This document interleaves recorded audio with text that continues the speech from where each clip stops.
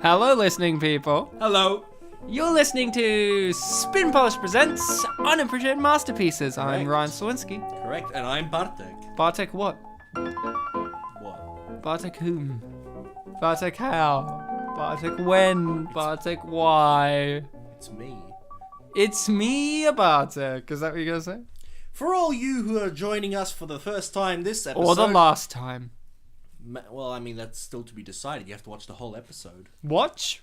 You have to watch the timeline of the whole episode. But you can watch the movie as well. When you press onto the page that you're listening to this on, you only look at that page. No, if I find out that you're on Facebook while you're listening to this, I'm going to be very disappointed.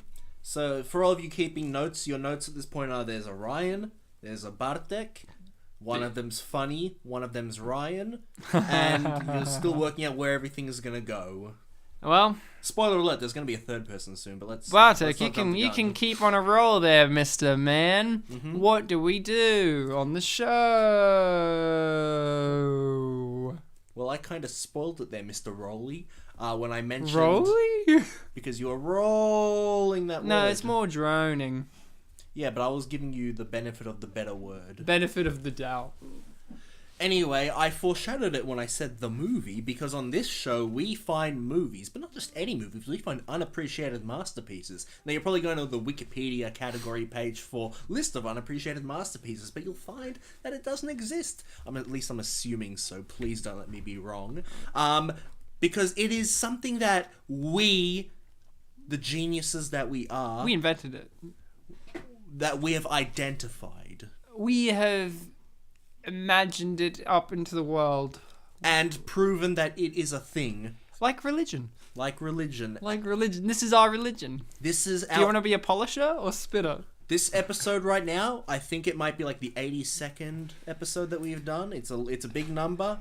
I think by now there is some merit. But these unappreciated masterpieces are films that don't have the limelight, whether that means they never had it or whether it means they once had it and it's gone. They're films that are in a way forgotten, not talked about, not respected. Respect is one that I hammer home a lot. I love respect. I do too. It's like GTA 2. But I don't respect it. You don't respect? Nah. Do you respect resecpita? No, but I do respect receipts. Because I always keep receipts. Mm-hmm. If you ever ask me, hey Ryan, have you got a receipt? Oh, you have to specify what kind. I think I have a receipt in my pocket, actually. Is it a receipt for how much? do. Oh, let's see what Bartek's receipt is. Hopefully this What episode... did I buy? So Bartek, on the Spin Polish presenter Bartek, bought Big M milk chocolate, 2 liter. Do you remember this? It was $2. Yeah. And then he also It was got... $4, actually. Oh, you're right. It is 4. Whoops. I didn't know how to read. And then for $10.49, you bought Olsent CFL BC. Light bulbs. The The light bulbs, right? 23 watt Yeah, 23 light watt. bulb. My room is very bright now. You got 2 of them. Yeah. And So that when one you got breaks, these I can- from Woolworths, the fresh food people. Yeah, just the other day. You didn't buy any food, but you bought other things. I needed light bulbs, right? That's why I went to get light And bulbs. milk. He had to milk Chocolate his milk, Ryan. he had to Chocolate milk. chocolate milk his light bulbs. Yes. Well, we're called Spin Polish, obviously because we buy milk chocolate And light bulbs. and light bulbs. 23 watt. Bartek, what's the movie we're going to be covering in today's episode of the show? For 20 those who can't read the episode title. Well, let me read it out for you. You can make notes as well for this next part, because the movie we are doing is Załoga G. Oh, okay. Hold on. Did you say gay? No. Okay. I just want to Załoga G. What? Załoga G. Okay, here's where we got a problem here. Yes. See, I don't speak light bulb, but you do. Are you only 10 watt? I'm only 5-watt light bulb. You know, Shit, man. That's The light bulb I was pretty replacing low. was 10 watt, but you're 5 watt. Well, I'm half of a half. I think. That's a quarter. Yes. You know, Real talk, right? I think your room that we're in right now is lit with a 5-watt bolt. it's not actually. That's right, actually a proper 22-watt bulb. But this some fun fact for those who really want to know about the recording studio. This is one of those rooms where you turn the light on, no matter how new the light bulb is. It's the light socket that's the problem. You turn it on and you have to wait 10 minutes for it to warm up. Like, it just slowly comes to life. We've had like 3 light bulbs in since I've been here, which really says a lot about the light bulbs. Good on your light bulbs. You lasted that long. Yeah. Also, Ryan, about 40 seconds ago, I accidentally called it a bolt. Thanks for not making fun of me. Well, I thought you were... Whoa, Bolt. Are we doing the Disney classic Bolt with Jon Favreau? No, Ryan, we're doing Zawoga Ge. Oh, sorry. I still don't speak light bulb. Oh, right. Say that's it to right. me in milk. Not 5 watt? No. Say it to me in chocolate milk. I speak that. Geforce? No, not Geforce. It's a... Gay Force, my favorite homoerotic under-thriller. No, Ryan, in Polish, the letters you Polish? I don't speak Polish Sorry, either. in- I only speak milk. Sorry, in like... Specifically chocolate milk. 2 liters for $4. I only speak $4 milk of the chocolate variety. Thank you From very Woolworths. much. The fresh food people. Yes. He got it on a bargain. In light bulb, we don't say the letters, we pronounce them. That's what they're called. Okay, so it's not Geforce, it's G-Force, actually. G-Force, far out. Are we doing the classic movie G-Force? The one with everyone's favorite actor? Nicolas Cage. And Sam Rockwell. Well, I didn't want to bring up Sam straight off the bat because, you know, he's a bit special, Sam Rockwell. This is going to be one of his first Disney projects. Is going to be? At that time. Oh, okay. I don't 8 remember. years ago. When did Iron Man 2 come out? Wait, was Iron Man Disney yet at that point? I don't want to go into this too much, but I'm not a Marvel man. I don't know. he's a more of a dark horse man. But we need more of a chocolate someone milk to ride that horse. Oh, is this that third person that I was hinting at earlier? No. Oh. This is not a person, but an entity. Specifically, the 3rd edition in the entity line. Yeah. Who is this person? What is this individual's identity? Ladies and gentlemen, once upon a time, in our 4th ever episode, we did a film called... Wasn't it? No, the 3rd episode was Kangaroo Jack. Oh, fuck. Where I called the show Underappreciated Masterpieces. Then in the 4th episode, this guest came on and poked fun at that. Well, his previous incarnation. Yes, well, that first incarnation on the movie... Just visiting. I almost said nothing but trouble. Just Visiting was... We called him Mark Russell. But halfway through that episode, he became... He left. He left. He was done with the episode, and we replaced him with a Mark II. That's when that tale really picks up, because Yeah. Mark II is much better than Mark Russell. Mark Russell sucks. But unfortunately, Mark II... Who joined us in his final ever destination, in the final destination, which is the film Gulliver's Travels. Yes. In that episode, unfortunately, Mark II felt really upset about how the movie was not appreciated and killed himself. Yes. Then he was taken over by the new Mark. Obviously, if you follow the numbers, this is like the TV show Numbers, where you have to connect the numbers to figure out the mystery. It's also like the buttons on the calculator. We are joined by what?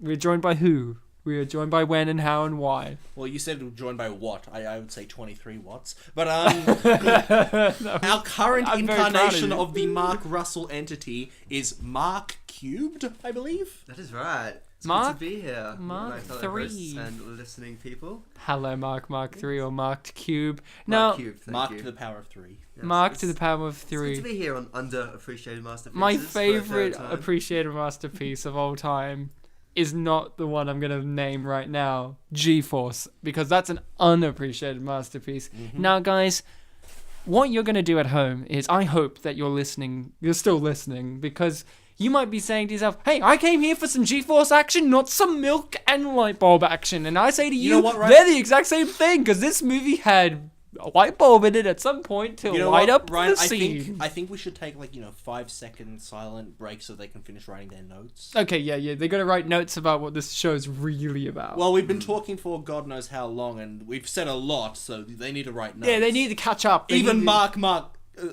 Cubed is writing notes. So he's writing notes. I've got a book here prepared. A book called G-Force Testimony. Yes. All right, so 5 seconds From the silence. Bible of spitters. Okay.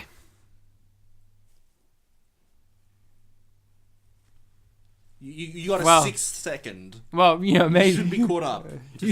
We fucking wasted our time on you, so you need to waste your time on us by not wasting it, by actually appreciating a piece of art, because these films are all art. So you're going to get your copy of G-Force ready, because what we're going to do is a feature-length audio commentary for the film. I'm going to do a countdown. I go 3, 2, 1, play, and you're going to press the play button at the same time as I say play, and you're going to be in tune with us and know what we're talking about. Of course, for those sensitive souls out there, yes, there's going to be spoilers, because we're getting really, really, really, really in depth in this episode about the layers, the writing, the acting, and the production of the film G-Force.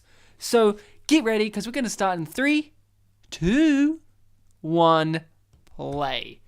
So, this is a Disney film. Yes. Yes, it is. Now, it's been a little while since we've had a Disney film on, hasn't it, Bartek? There was a period where we had 2 or 3... Every day. No, not Disney, but Touchstone. Touchstone. We had a few They touch my Touchstones. Good one. And I believe this is the first one in a while where we've actually had a Disney. Yeah, Not what, since hiding. Shaggy Dog? No, we've had Disney since then. Well, fucking list them. Give me the receipts. I don't know, Ryan, slow down. Ho ho ho! Thunder! Is this our first Disney Jerry Bruckheimer collaboration? I don't know, I haven't really been following. Wow, you monster! Now, In Polish, it's potwór. I don't speak Polish, I only speak light bulbs. No, you speak milk. Oh, I'm glad you're keeping up. I kept notes. I got receipts. I'm the only one. Hey, with look, it's receipts. Bartek. What am I doing kids. here? The kids always say Bartek looks like Jack Black, but he actually looks like Zach Galifianakis. I thought you were Not the going to say hamster? Jack Galifianakis. You know what the kids say? Bartek always looks like the dead body of Chris Farley. That's what they always say. They're like, if you brought Chris Farley from the grave right now, still all maggoty, it would be Bartek. Wait, No talking who on are the we talking bus. to then? We're talking to Chris Farley's dead body, Bartek. Hi. Nice to meet you. That's Can not. I get an autograph? You don't even know who Chris Farley I is. don't care. I Oh my just know god, he's it's dead. Bill Nighy or Bill Nye. That's not Bill Nighy. Bill Nighy is British. This guy's That's British. a hologram. This I guy's believe. Australian, Ryan. I heard his accent. No, you're fucking kidding me. He had an Australian No, accent. you're in this fucking film. joking. Wait, You're was that fucking Dragon? joking. Hold on. I was watching this last night. I'm gonna get into my history. I've never seen this movie before. Okay. I watched it last night for the show, and I actually said to my girlfriend, I said, "Hey, his accent it's supposed to be Australian." And then when I asked that question, he said "governor" as a line of dialogue, and I said, "No, he must be Cockney British." But then I also pondered this part, because Bill Nighy or Bill Nye, I actually forget which one it is, because the Y may be silent. It's got this weird kind of E at the end. Nighy. Nighy, who's been around Kind of for like how Donald Trump says China. Gina. So yeah, I love him, by the way, as an actor. He's Donald one Trump? of my no. I loved him in Home Alone too. He saved Kevin McAllister. So my thing is his accent in this movie is a mystery, because then I also pondered, is this an instance in which a British person who is very British, he's very upper crusty. That's why, when I heard this is Bill Nighy, I'm like, that's not what he sounds like. I was wondering, is this possibly him? I've never seen him do one before. Now, you may pull me up and say, no, he has. Is this him doing an American accent? I can't see that being what he's doing. Because he's doing... You see, I think it comes across as Australian to us because he's doing, Australians and British, if you had to do caricature, which this movie is full of, which is a good thing. Yeah. The British, they speak a lot more nasally, a lot more, phlegmy and whatever. And Australians, we speak a bit deeper, it's still nasally and whatever. And he's doing a bit of a deeper voice than what we're used to with him. Which also, for an actor, when you're doing an American thing, Americans, when you're doing just your generic baseline, this isn't going to be the final production, for the final production accent, you kind of go deeper. I can't do an American accent very well, but you know what I mean by that? You put on a bit of a deeper voice for it, if you're a man, that is, especially. And kind of, I don't know if that's what he's doing. Yeah, I guess you wouldn't really have a guy being like, I'll just do a generic accent. I'll make it high-pitched, why not? It's kind of like putting a bit too much creativity. I don't know if he's Australian or not, because his name doesn't help us. Because it's not like he's ripping off... usually when you have an Australian tycoon character, they're always Rupert Murdoch rip-offs. Or your Rupert Murdoch rip-offs, basically. And he's not that. I don't know what his accent is.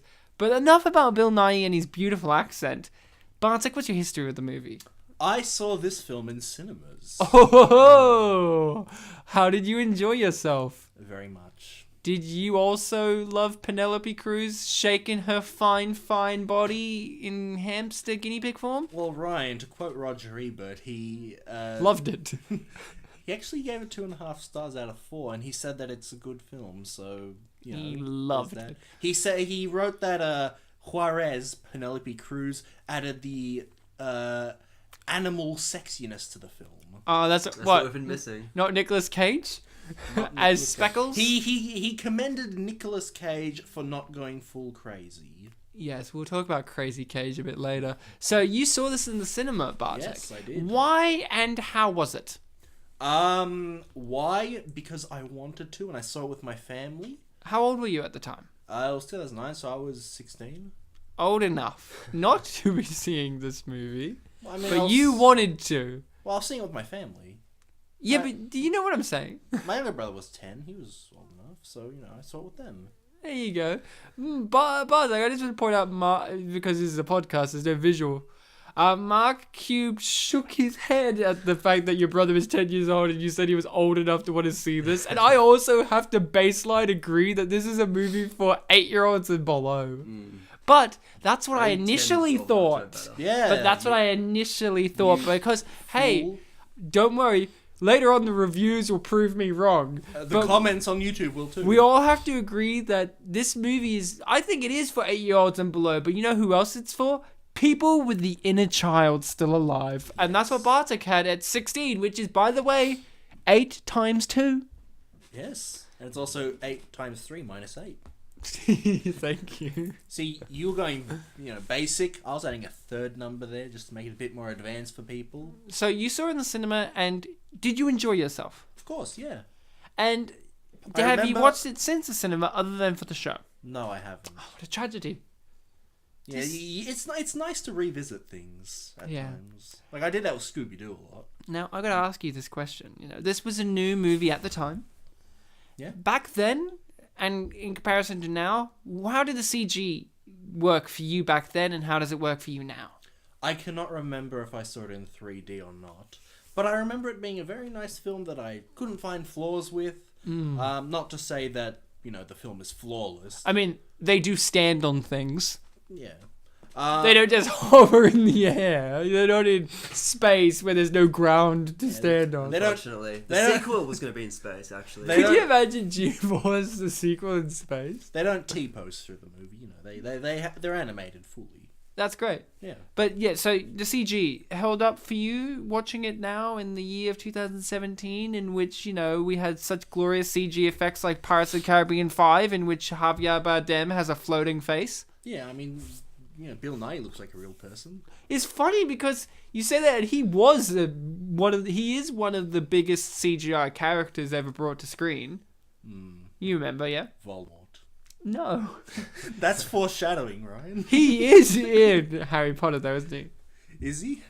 Isn't he in one of the Ministries of Magic? He has long hair. Like, he has long brown hair. Like, Yeah, that that's right. shit sits at shoulder length. I can't remember if he's Yeah, a yeah. Ministry of Magic guy Seems in the that's films. I'm not too familiar with the later 4 films. I'm familiar with the books. I mean, if you tell me his character's name, I'm like, oh yeah, he played that guy. I can't remember. I'm not a big Harry Potter nut job, so I don't remember. I just remember he's in Listeners the can always Google. Then So emails, CG, tells you yeah, that he stuff. played obviously Davy Jones in the Pirates of the Caribbean franchise. He did, Really? yes. Yes, he's Davy Jones, Bill Nighy. Did you know this movie's really about Bill Nighy wanting to be a good guy? That's what I got from it. I mostly remember Bill Nighy from Marigold Hotel, actually. Really? Yeah. I remember him. My first experience. We'll get to your backstory soon, Mark. My backstory with Bill Nighy is this, and it's 100% boring. alright. But I'm excited. Go for it. it's Shaun of the Dead. All right. It's my first encounter with him that I was fully aware of, and I remembered Shaun of the Dead being a really big deal. Like, here's the thing, people talk about Shaun of the Dead like it was this cult classic. Here in Australia, and I would dare say in the UK, maybe, you look at the box office at the time, maybe not, but I remember it was the biggest deal when it came out. Like it was, it's a rom-zom pom-com. That was like the big thing about it. It was all of these things, and Right. that was the big deal. But I always remembered, I walked away from that movie remembering 2 things that I really liked about it. Because Shaun of the Dead's my least favourite in the trilogy, oddly enough. It is great. They're all great.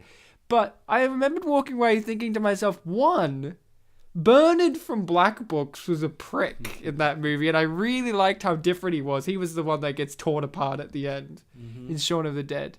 Have you seen Shaun of the Dead? You're looking at me like you have no clue what I'm I've told saying. you many times that that's the only one of the children. Oh, you fucking waker. Well, Bill Nighy plays his stepdad in that movie, and the second thing I walked away with was, that guy was weird, because his whole joke is, he keeps doing like the horror movie cliche, like jump scary-esque or scary imagery of looking like intense, but everything he's doing is mundane, so like you get like the music go like, and he just comes into the frame of the shot and is like, Sean! Can I get you a cup of tea? Or stuff like that. Or like when you first meet him, you see him from behind, and then he does like a horror movie spin to the camera, like turns to the camera like really sharp, and he has like a really mortified face, and he's just like, Sean. And that's like one of his jokes throughout the whole entire movie is he just keeps being horror movie terrifying for no apparent reason. Like, there's no logic to it. It's just like, oh, there's a logic, but he just keeps doing it. That, and he has one of the best lines in the film, which is he gets bitten by a zombie, and they're asking him, we should go to a doctor. He won't let me take him to a doctor. He's like, come on, Barbara. I ran it under a cold tap. It should be fine. It's like one of those old man British things. That's to the say. classic zombie cure. Cold water. So Bartek's told us his. Now Mark 3. Did Mark Cute. 1 see it the first time round in the cinema? Well, not in the cinema. In a past life, long ago, I think, it was the 16th year of my original body. Yay. Something like that. Same year as same as me, Bartek. yeah. I was old enough to hate it, I think. How did you see it? Did you see it at home? It was actually on TV. Holy crap, TV aired this masterpiece? Yeah, I know, it's a surprise. Usually, TV's crap nowadays, but every so often they'll play something like this, and you don't appreciate the effort they Well, this is on Netflix right now, isn't it? Oh, yeah. Wow, these are the days before the internet.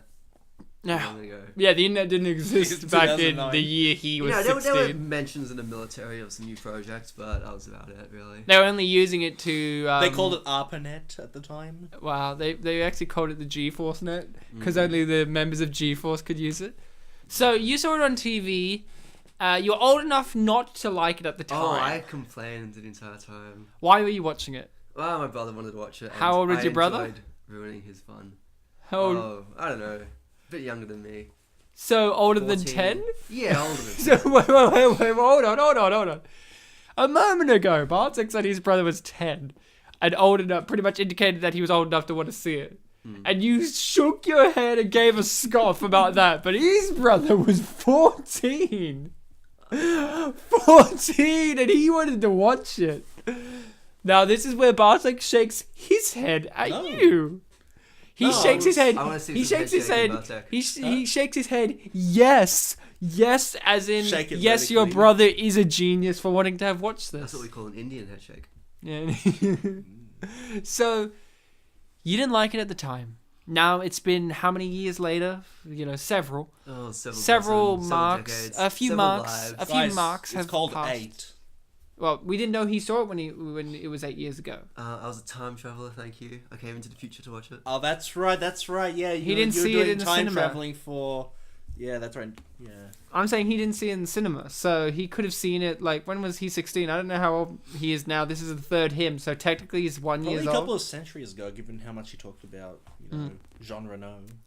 Oh yeah. Exactly. So, you've seen it again now for this show. Obviously, you walked in with your head held low. You didn't like it in the previous life. And, there's that thing of, hey, Mark, do you want to come onto the show to see a movie about some fighting, dancing, farting, super secret agent guinea pigs? You obviously were like, oh, no, I didn't Yeah. like it in the previous When life. you mentioned it to me, you're like, G-Force and it's hamsters. I'm like, oh my gosh, is this what I've been dreaming of all these years? No, because they're guinea pigs. Exactly. I refuse to say that Hey, I word. do like the fact that It's she actually does use offensive Facebook. to my people.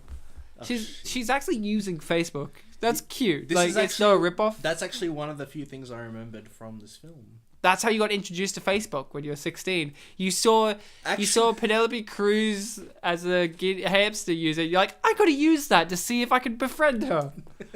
Actually, I would love to look up if they made a fake Facebook profile for her. That would be great. Yeah, I mean, a friend of mine, he made a year 12 media film, and in it, I was the main character, and there was a part where I used Facebook, and I actually made a fake account. Oh wow! Oh, that's how we made 2 fake accounts, in fact.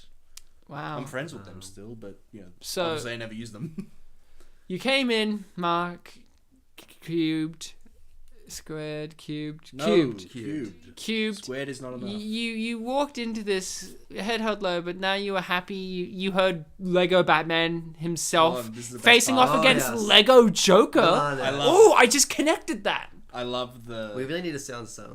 I love the Yeah. zoom in that happened there. Yeah, I personally love the music choice during this entire sequence, in which, in a normal film, an intense scene like this, which it is intense because it's basically deciding the fate of, they would play some, bassline orchestra Obviously, music, Darkness, or my old like, friend. or if they had to play a pop thing, but for this musical number, I do believe one of the song choices that's prevalent in the film is "I've Got a Feeling," and they play that throughout this sequence here. Nice, upbeat pop song during an intense scene. Wait. Did he just say don't say the word rodent? Yes, they don't like being 'Cause called I- rodents, even though they get when called they it were all the time. escaping, the main hamster literally said, "Leave no rodent behind." Well, it's different. When they say it, you know what I mean? When they use the word, it's empowering. But when we use it, it's a okay. slur.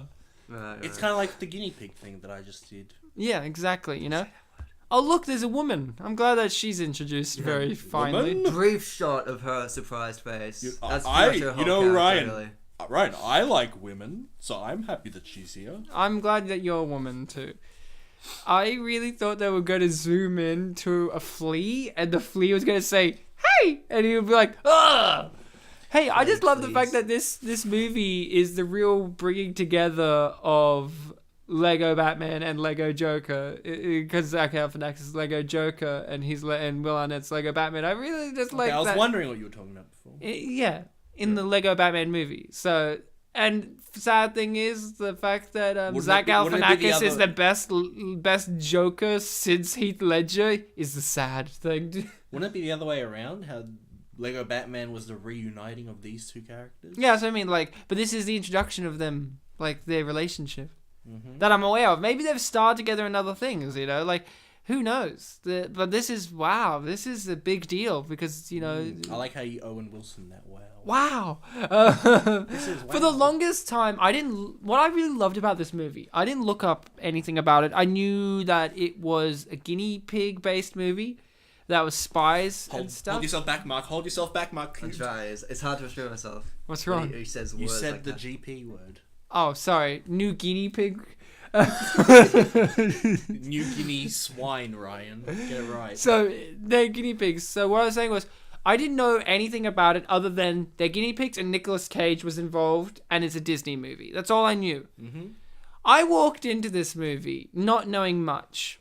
And I walked out very proud of myself because, you know, something I really appreciate about this movie is it has no real opening credits sequence. So it doesn't have the big Nicolas Cage and Penelope Cruz.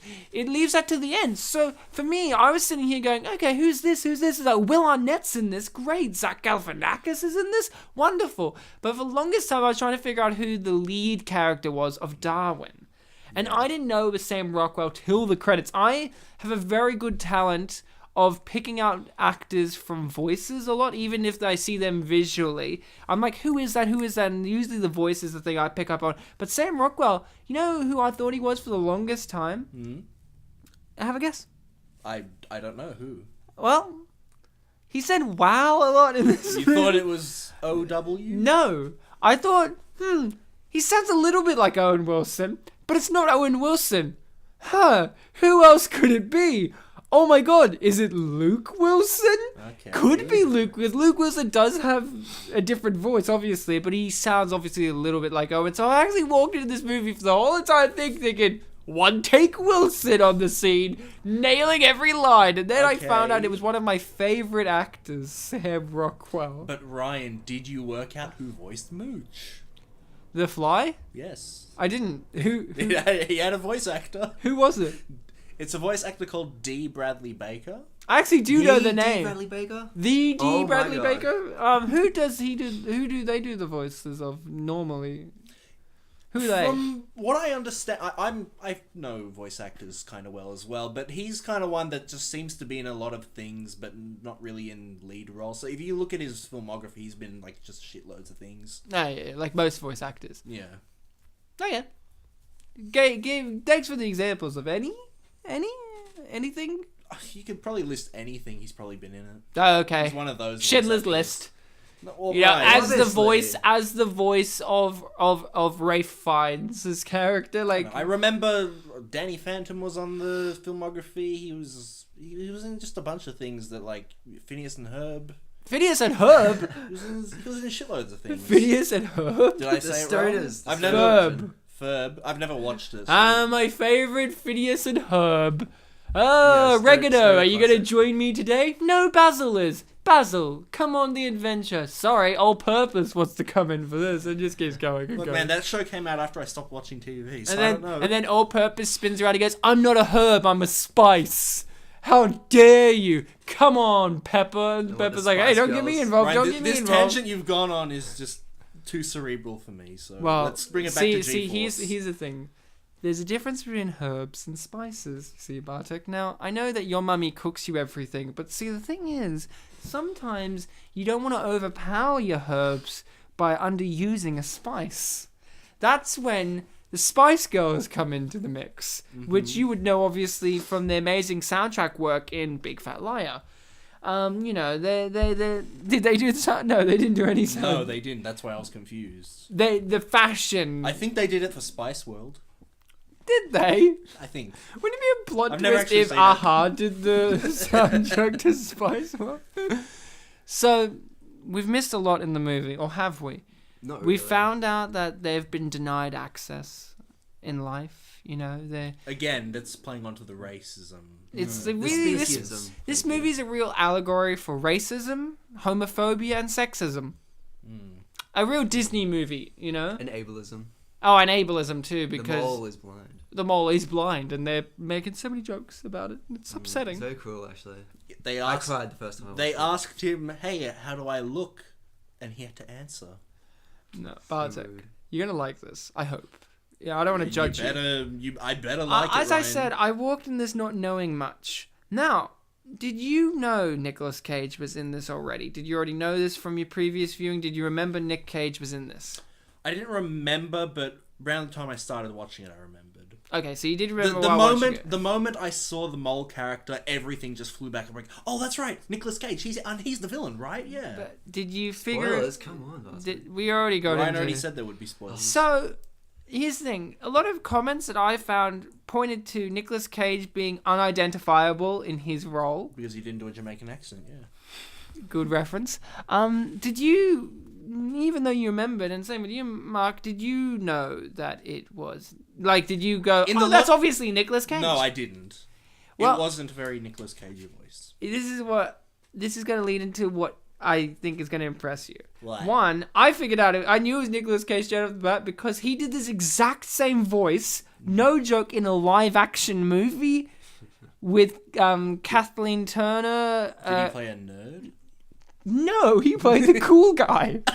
The movie's called, I can't remember, I think it's called, like, What Happened to Peggy Sue. The whole movie's basically about, like, this middle-aged woman's life is shit. She goes to bed and she wakes up as a teenager. And Nicolas Cage is, in the 1950s, leather jacket, slicked back hair, and he's doing that voice. And the producers and all that hated it, but he wanted to do it because he wanted to have a clashing tone by being like, which, to be honest, really did work in terms of the cool guy more often than not in real life, especially because they cast him, is kind of not that cool looking, or actually, other than they might have the shoes or the hair or the jacket, they're basically dweebs. Mm-hmm. So that's why he did the voice as this character's voice. So I looked at this and went, hey, it's Nicolas Cage from Peggy Sue. I've enjoyed this. But I wanted this film not knowing the actors. And I actually leaned over to my girlfriend and I said this, before this scene happened, Bartek. I actually said,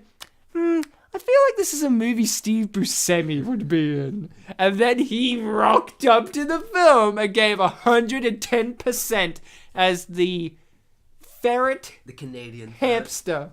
The partial ferret, yeah. Yeah, ferret hamster. That's why I said both. He's a ferret hamster. What I love is he's got a Canadian flag. Yeah. And the Mohawk guy says at one point, I want a Canadian wife. And I'm like, ooh. Yeah, is this film in Canada? Like, but the FBI are involved. But I thought that... Well, Ryan, we've already established in a previous episode that FBI just stands for Federal Bartek of India. That's true. This is it. It doesn't matter that it's in Canada. But I thought that might make you a little happy that I was like, Steven said, because we've watched so many movies now of this caliber that you can kind of get a tune into who's going to appear in this movie.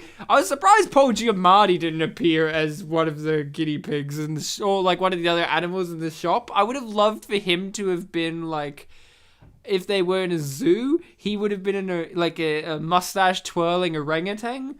He would have been great because he would have just done his same shtick that he did in Planet of the Apes. So, hold on, did you predict anyone being in this other than Steve? Steve-O? Well, I knew Nicolas Cage for the longest time. Wait, you knew Nicolas Cage? I knew he was in it because you heard his voice. I heard his voice. I'm like, oh, it's Nicolas Cage. And that's what made you realize. That Nicolas Cage, yeah. Yeah, but you were talking about, like, you get a sense of, like, who might appear. Yes. Or who is the actor. So I knew that this was Jon Favreau as the farting one by just hearing him straight off the bat. I'm like, it's Jon Favreau, but he's putting on a voice. He also directed this film, right? No, he didn't. No? No. Sorry, when I looked at his filmography, it, like, listed a bunch of things that he, like, did multiple things for, and I couldn't remember which He didn't direct this one, unfortunately. Okay. He would have been doing Iron Man 2 at the time. Right. And then I also figured out voice-wise, this is where I got it completely wrong. Yeah? This is racist, Ryan, now. I was listening to Juarez, and I was saying to myself, that's Salma Hayek. I was sitting there on my high horse being like, that's Salma fucking Hayek. I've nailed this. And I actually leaned over to my girlfriend again and said, and if it's not Salma Hayek, it's Eva Mendes. Just in case I covered two bases, and I was wrong on both, Mark. I was wrong on both. It was Penelope Cruz. You know, not related to Tom Cruise. She spells it with a. Seriously? Oh my gosh, my world's been shattered. Yeah, I know. I thought you wanted to be told this. I thought it was pronounced Cruz. I thought you were going to play on the Penelope part. Penelope. I thought it was Penelope Cruz. Penelope. Did you know the mice were voiced by no one famous? Yes. Can we please talk about the granddad in this scene? He was great. He walked into the store and had a pseudo-British accent, which again... Is anyone Did he take Bill Nighy's accent? Little do we know it's Bill Nighy in a disguise. Because we never see him without the hat on. Oh, I thought this would be like a really Australian actor. Oh, you mean Brian Brown? Brian Brown from Gods of Egypt, yeah. Creature. It's Russell Crowe, actually. It's like, I am Russell Crowe. He just got back from Footscray. So are we doing this again? No, we're not doing this again. We're going to make a reference to the fact that he was just filming Noah. Yes. He's like, did you know that I interact with Anthony Hopkins' God? He was God in that movie, wasn't he? No, a kid's God in Noah, yeah? In Noah, someone's God. And I think it's Anthony Hopkins and a kid? I don't remember that. Anthony Hopkins is in the movie. Let's just do Noah on the show. Okay, guys. And then we'll Noah. Look, a little ginger. She looked a little bit... like Laura Soding, a previous guest we've had on the show.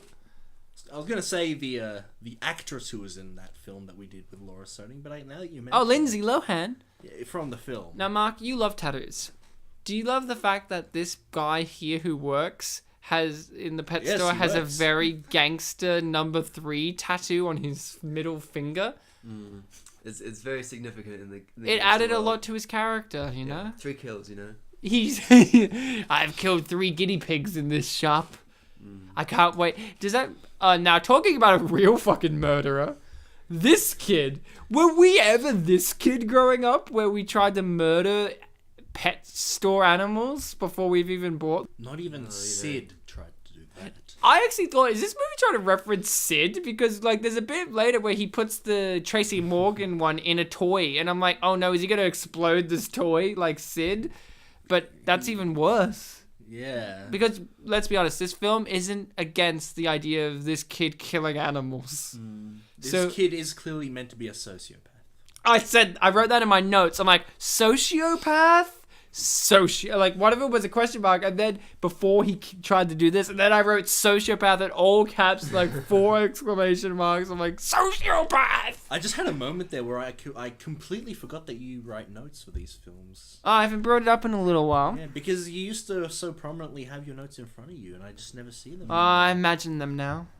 I remember them. Developed as a I've gotten lazy in my notes. I haven't made more notes like the Spider-Man notes that I made for a film. There was a film where I did a lot of Spider-Man references for some reason. I can't remember. Was it actor-based? Was Tobey Maguire in a movie we've done on this show? We have to get on to James Franco. It's probably Franco. Yeah. He's in Spider-Man. So here's the bit that I love in this movie. This is probably one of my favorite moments because this is a setup to what we get as later as a payoff. We think, is Will Arnett a good guy or a bad guy? Because Will Arnett plays bad guys a lot, and he has this really antagonistic attitude. But we learn in this scene, no. He's trying to do the right thing within the code of the law. And he wants to obviously do what the G-Force guys did and just barge in there and get this guy. But his FBI director's like, no, son, you got to do this by the book. This is a setup.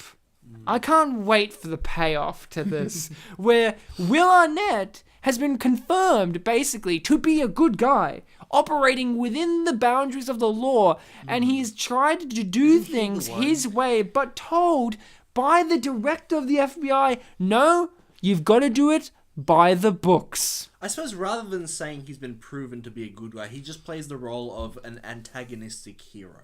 Yeah, it's an anti-hero. Yeah. We would, in all fairness, if we follow this movie from his perspective, he would easily be the hero. Because, you know, if we we get scenes of him at home, like, being stressed out, and his wife would be like, oh, don't worry. No, he doesn't have a wife. He's a single guy. And that's what makes it harder, because he looks in the mirror. No, he looks in the mirror, and he's like, should I trust these hamsters? Oh, God. And, like, you see in the mirror, he looks and he sees himself as a guinea pig squealing back into him. He's like, oh, God. It's like the man on Muppet. Can we talk about my favorite character here? Black Latina woman. Because I felt like such a racist in this movie, Mark. Because I was like, I felt like... Were you surprised when it turned out she's the owner of the store, not the guy with the tattoo on his... No, I wasn't surprised by that. Because she's older. He's a young dude with the tattoos, and he seems pretty blasé. I guess that's being racist. Yeah. I was very confused because I looked at her and went, oh, cool. I can't wait for the sassy black woman. And then he's like...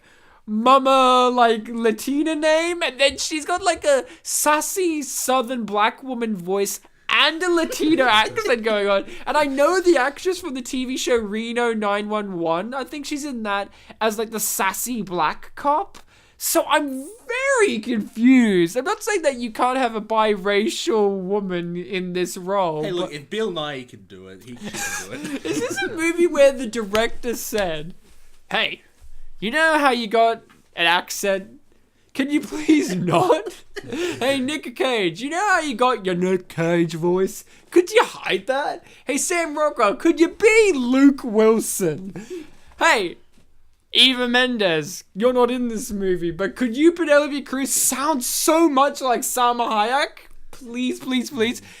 Just to fuck with Ryan. Just to fuck with a guy called Ryan Sliwinski who prides himself on picking voices for actors. And could you, Zach Galifianakis, just play this as casually as you can? Now, this was a horror scene. What did you think of this scene, guys? Best scene in the movie. Well, I think it utilizes the animals really well, actually. And it's not like, oh, we're witty one-line spitting hamsters. We're like cockroaches being cockroaches. This is what you would say is showing, not telling. it's a good mirrored version of what we got in The Covenant. I thought you were going to say it was a good message. And I'm like, it is a good It is message. a good message like, that- cockroaches are people too. Cockroaches can be cute. Vermin rights. In that scene right there, obviously, if you've got a fear of cockroaches, it might be uncomfortable for you. But you're on the cockroaches' side. Because Yeah, you're they're rooting on, for them. Yeah, because you're on Zach Galifianakis' side. For the longest time in this movie, I thought Zach Galifianakis was the villain. Because my girlfriend's a bad influence on me. She said, "Oh, I've seen a bit of this movie. I'm pretty sure he's the villain." So I sat there being like, yes, he's the villain. I did figure out who the villain was by a certain point. I was like, yes, this is obviously who it is. But then I was like, oh, it could be Will Arnett, or it could be Zach Galifianakis. And See, I thought it was The Fly for so long. Mooch. yeah, little did we know he could speak. Like, properly. Well, he's got a voice actor who's prominent. It would have been great. Ryan, what's your language? It would have been great if, again, in the movie The Fifth Element, Chris Tucker is in that movie as his best ever performance. And then throughout good portions of that movie, he just tells people to be quiet. Instead of shushing them, he just goes... It would have been great if they just got the audio clips of that scene and just done it for every single interaction of the fly. With Chris Tucker's high-pitched voice. Don't call him the Fly. He has a name. Mooch. Yes. Can you share the trivia on why it's called Mooch? I didn't. forgot to look up the trivia. You didn't fucking look at the... Who's the fucking light bulb now? So, I have Mark, two at home, Ryan. Mark, do you know why it's called Mooch?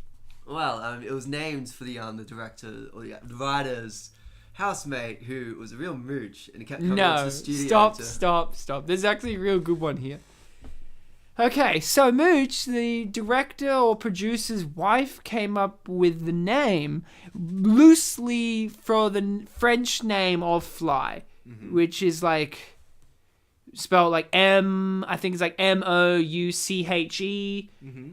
And she came up with like, oh, let's call him the French name, but give it this like more of a moo sound to it than like moo sound. So that's where it came from. According to the trivia. The Polish word fly is mucha. Wow, isn't it kind of weird? Like, it just keeps, like, in European countries, it's like a stone's throw away from each other in that way. Yeah. Even though you think France and Poland are very obviously different. It's like... It's another case of English being the weird one. Again, with pineapple, most languages it's a variation of the word ananas, but then we're like, pineapple. I personally love the French language. I saw this thing where it's like Spanish, where it's like the H is silent, and then English. Some words can be silent and some aren't. Exceptions. And then France. Fuck you, what are words? You know, everything's just a concept. It's like every time... Let's give them genders. You know, screw you. It's like to be fair, Polish has that as well. Yeah, but, you know, France is the one that people know easier. Yeah, because, it's more common than So, English. Bartek, did you know they were brothers? It's not confirmed, but I believe it. Excuse me. See, I thought... It's confirmed. They have birthmarks. Yeah, I thought the birthmark was the burn from when his butt was on fire. I also thought that. I was like, hey, what's that thing on your butt? I'm like, oh, you caught fire there earlier. I didn't think that. We have never talked enough about Steve Buscemi in a film, but boy, can we talk about him in one of his last scenes in which he's a revealed jerk. I've actually heard that it's pronounced Buscemi. It's pronounced Buscemi. Buscemi? the Italian one, but he pronounces it Buscemi. Okay. Even his family are like, no, but he pronounces it like that. It's like the talk show host Stephen Colbert. The rest of his family pronounces it Colbert. Okay. It's just the preference of the person of their name. You know, like my sister pronounces our last name differently, as does my dad, as do I. Yeah. My dad adds more of an E sound to where the I is. I add more of an A sound. Like Sliwinski. You got 3 I's, dude. Yeah, but like I pronounce it Sliwinski. Like there's an A, more A sound there. Oh, okay. Like, you know what I mean? He pronounces like Sliwinski a bit more, but not like emphasizing the E that much. He pronounces, my sister does it differently too. Like she focuses on the middle part in a different way. So it's just kind of about emphasis? Yeah, the emphasis.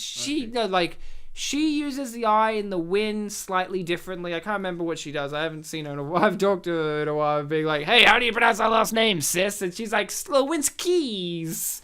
I don't know. See, being the Polish guy, She pronounces it like how Bill Nighy would pronounce everything in this movie. Governor. And then there's me, the Polish guy, being like, "It's Sliwinski." Don't you fucking give me H's and shit. Mark, did you know that the name Sliwinski comes from the Polish word for plum? Plum. Mm-hmm. It's a very common name. Yeah, cool. Isn't it like an equivalent of like your basic kind of like Jones Smith? Probably not as much as something like Kowalski or Kowalski, but I'd say it's more on the common side. Yeah, unlike yours. Oh, my one's unusual even in Polish people. Because yours... My stepdad told me that he... Could you actually say your name on the show? Like, it's Kasprzyszak. See, when a lot of people think Polish, they usually, at least in my encounters, you do encounter a lot of a ski or like an I at the end kind of thing, or I's involved in any fashion. Like you were saying you got 3, right? You got to point out, it's like you don't. I've got 2 vowels and they're both A. Yeah, exactly. Which there's a Y. Isn't that uncommon? Like it's not that uncommon in names to have A's as much, but you. All Polish female names end with an A. So you have a female name. No. What are you getting that from? I don't know. I said the last letter in. Oh, I thought you said Eddie with an A is female. Like you're female. It's like Agata, Marta. Oh yes. What's your first name end with? A J. Bartłomiej. It's a J, really? Yeah. Yeah, because he's Polish, buddy. What's your name end with? An X. X. Marx. Well, Mark, I'm sorry, but if you have to get all the way up to Mark X, you're gonna have to die quite a lot on the show. No, that could be Mark. That could be Mark 10. See, my view of time is different, so I associate it with my final body. Ah, so you're saying that your final one's X? Yeah. Good. We know his weakness. That's die. Like several billion, incarnations in the future. No, we're not. No, it's not. We're going by Roman numerals, buddy. I'm not. So I don't use Roman numerals. Wouldn't it be great if this scene that they just cut away from actually did turn out like how the Pet Shop guy said it did, which was he said no and they got out into a shootout? I would watch that movie. The story Lethal Pet Store. No. The scene will end with this. Now I'll show you why there's a 3 on my finger, and then it cuts away. And then the next scene is 5. That's good. That's really good. Yeah.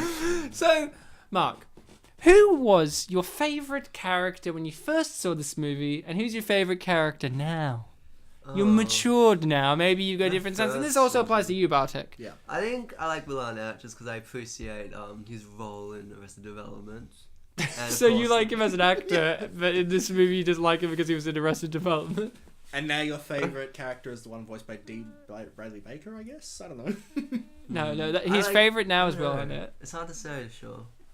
I don't know. When I first saw it, I just hated everything, to be honest. Come on, there had to be something you liked.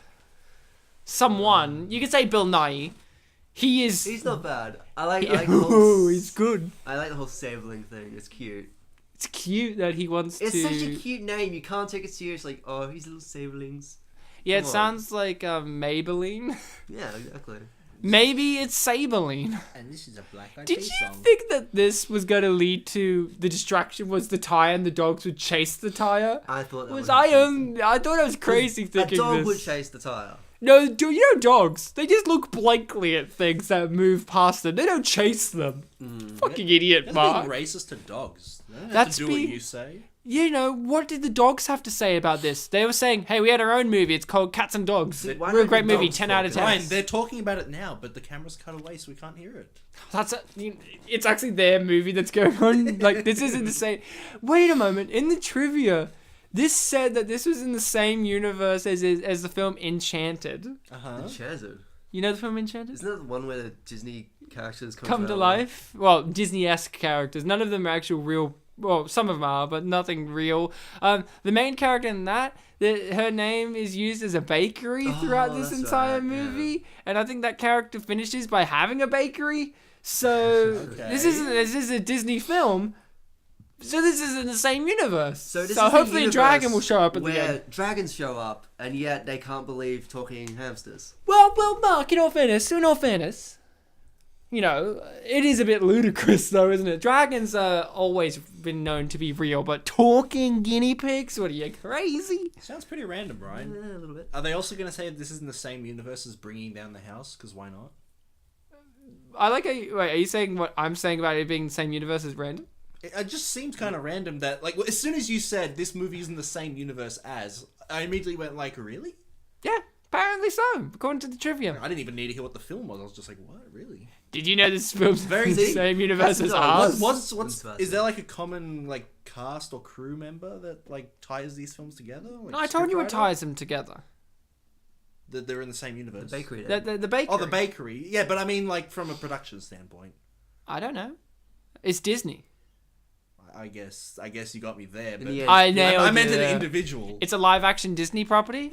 In the end, aren't they all in the same universe? I guess Walt Disney would be the like The tying the, and Mickey. the mathematician answer to all of it. Yeah, the mathematician, the scientific answer would be Mickey.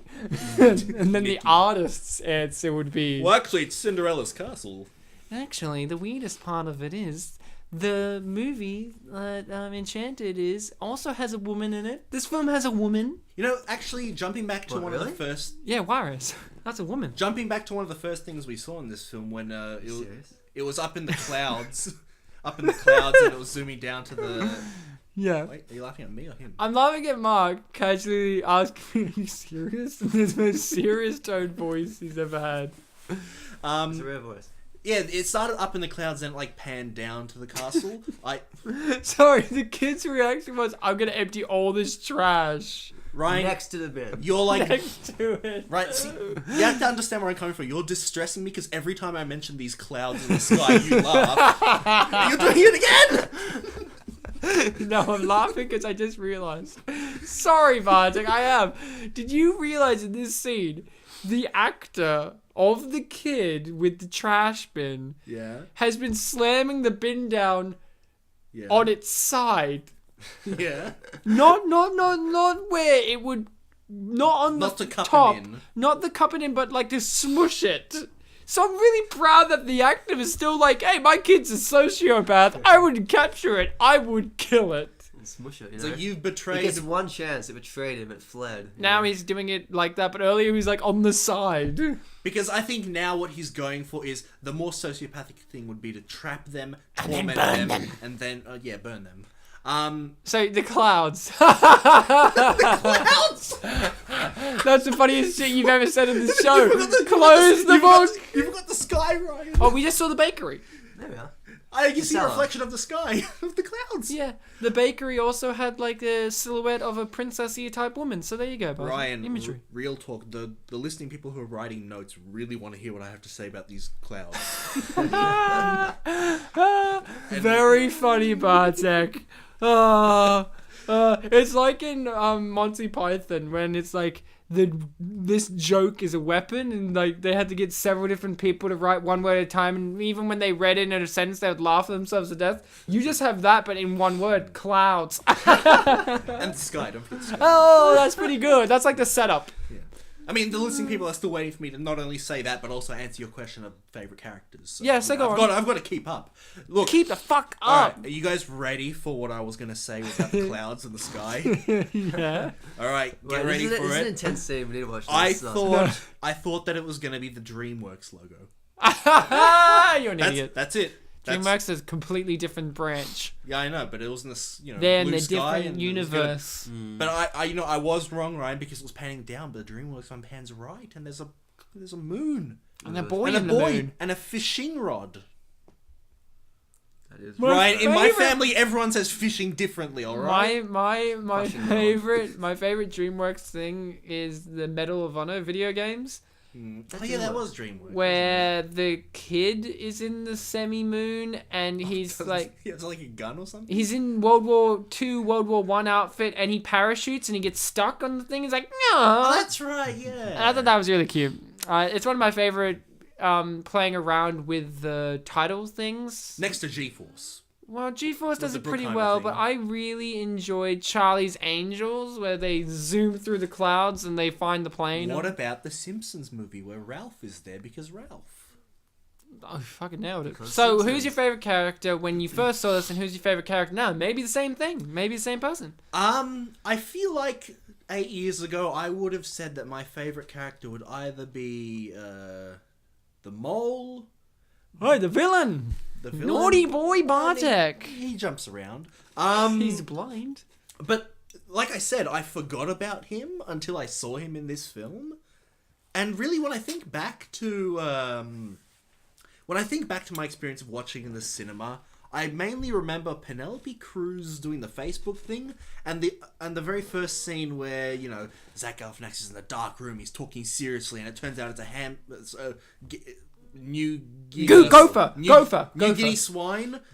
It's a How many in this movie they say gopher quite a lot? I'm like, do they know that they're not gophers? What are gophers?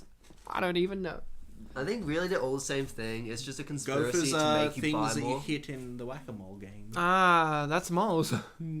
So you were I saying? like how as soon as I said whack-a-mole, I'm like, I'm wrong. What a groundhogs. What are groundhogs? They got a day dedicated to them. I don't know. Yeah, but are they like big guinea pigs? They're really big. Aren't they more like kind of ratty? Well, they're all rodents, Yeah. except for moles aren't So rodents. wait, That's in the pig's trivia. Rodents? Was that? Are pigs rodents then? No, they're swine.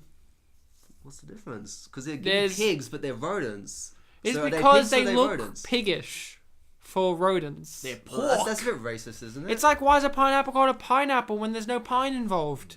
But actually, to bring Or in... apple. That's why I call it ananas, I right? thought they were apples that grow on pine trees. No, the English just were like... What? My favourite character this time around, I think I have to give it to Killian's partner. Who? Killian is the FBI agent that's after the rodents. Yo, you mean the black guy? Yeah, the black guy. With the flip sunglasses? I like him because...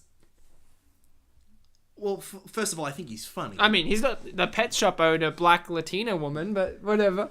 Look, I like it because as the film goes on, Killian, he starts off as this serious guy. You assume that, he's capable, and then you got his partner. But as the film goes on, Killian kind of goes a little crazy. Yes, And he his does. partner starts getting really nervous about it. Now, I wanted to know if you noticed. I was talking about this to Mark. Now, in this movie, a lot of the things that are said are references, quotes to past, present, and future projects of the actors involved. Did you notice any of these things? I mean, there was an Indiana Jones quote, but I don't think there's anyone from Indiana Jones here, is there? Oh, Nicolas Cage. Now, imagine if he was as Indy. No, here's one that really stood out. Was in a scene with the two secret agents driving the car. One of them turns to the other and says, the black guy turns to the other guy and goes, "Whoa, man, slow down. The way you drive angry." And he's like, "Yeah, I drive angry." Drive Angry? Drive Angry came out that same year or the year after for Nicolas Cage Okay. as a film.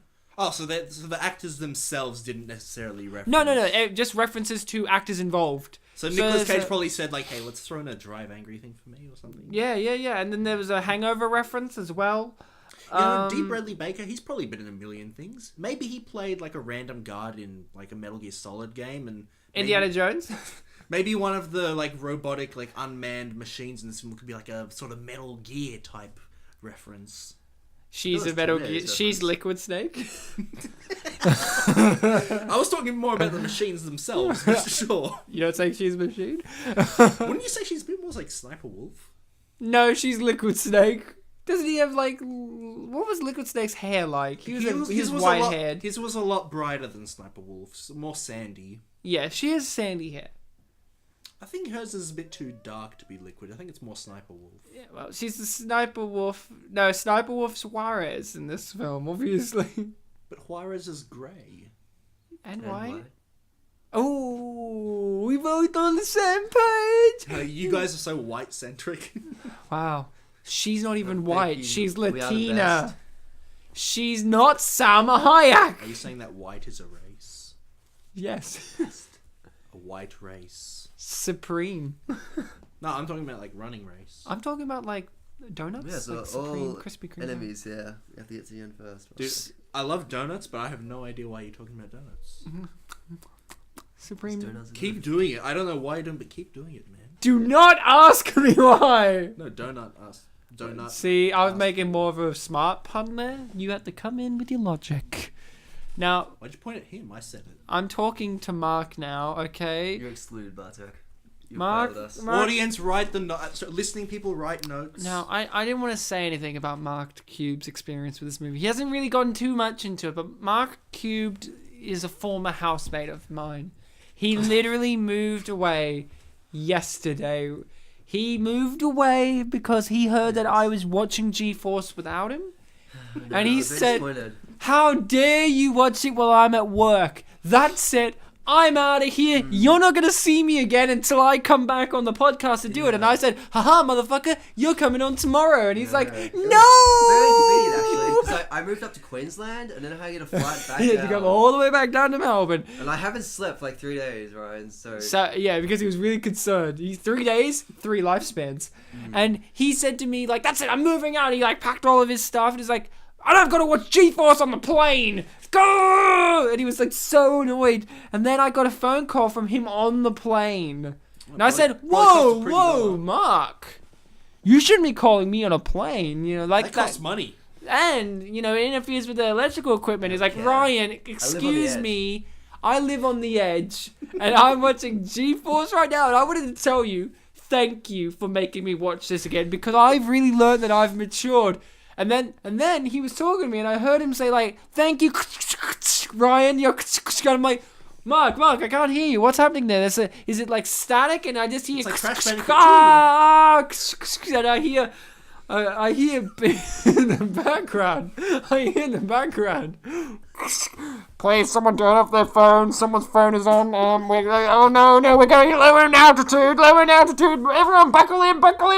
No. And I was thinking to myself, wow, I don't remember G-Force having this scene in the movie. You know, like I think Mark may have had it turned up really loud, but then I today turned on the news. Well, a plane Very sad crashed. day. A plane crashed, and the only survivors were everyone except for one person. Yeah. And that person was Mark Yes. Cubed. Because I was What? holding the phone, like when we landed, it lodged in my ear. It lodged in his ear. The static actually shocked him to make his phone go in his ear. And Mark 3, Mark Cubed, Mark 3 actually died. And the real surprise twist of this episode was we have actually been joined by Mark Squared the whole entire time. Whoa, that's... 4.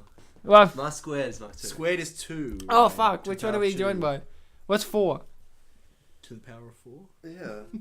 Oh, Mark Squared actually came in from the grave Mark, to say, "Watch out, you're going to be joined by a 4th apparition." And I'm like, "Get out of here, Mark Squared. You're such a square." And then that's was, when really. Mark 4 came in. Mark to the power of 4 has been joining us this whole entire episode Well, yeah. undercover. I wanted it to be a surprise, you know. And He's a then you member- had to bring up his trauma. Of, Well, you know, he's a member of the yeah. G-Force. He had to keep his identity secret until it needed to be revealed for the greater good. I'm glad you could join us. Everybody, Yes. let's give a standing ovation, you know, to him.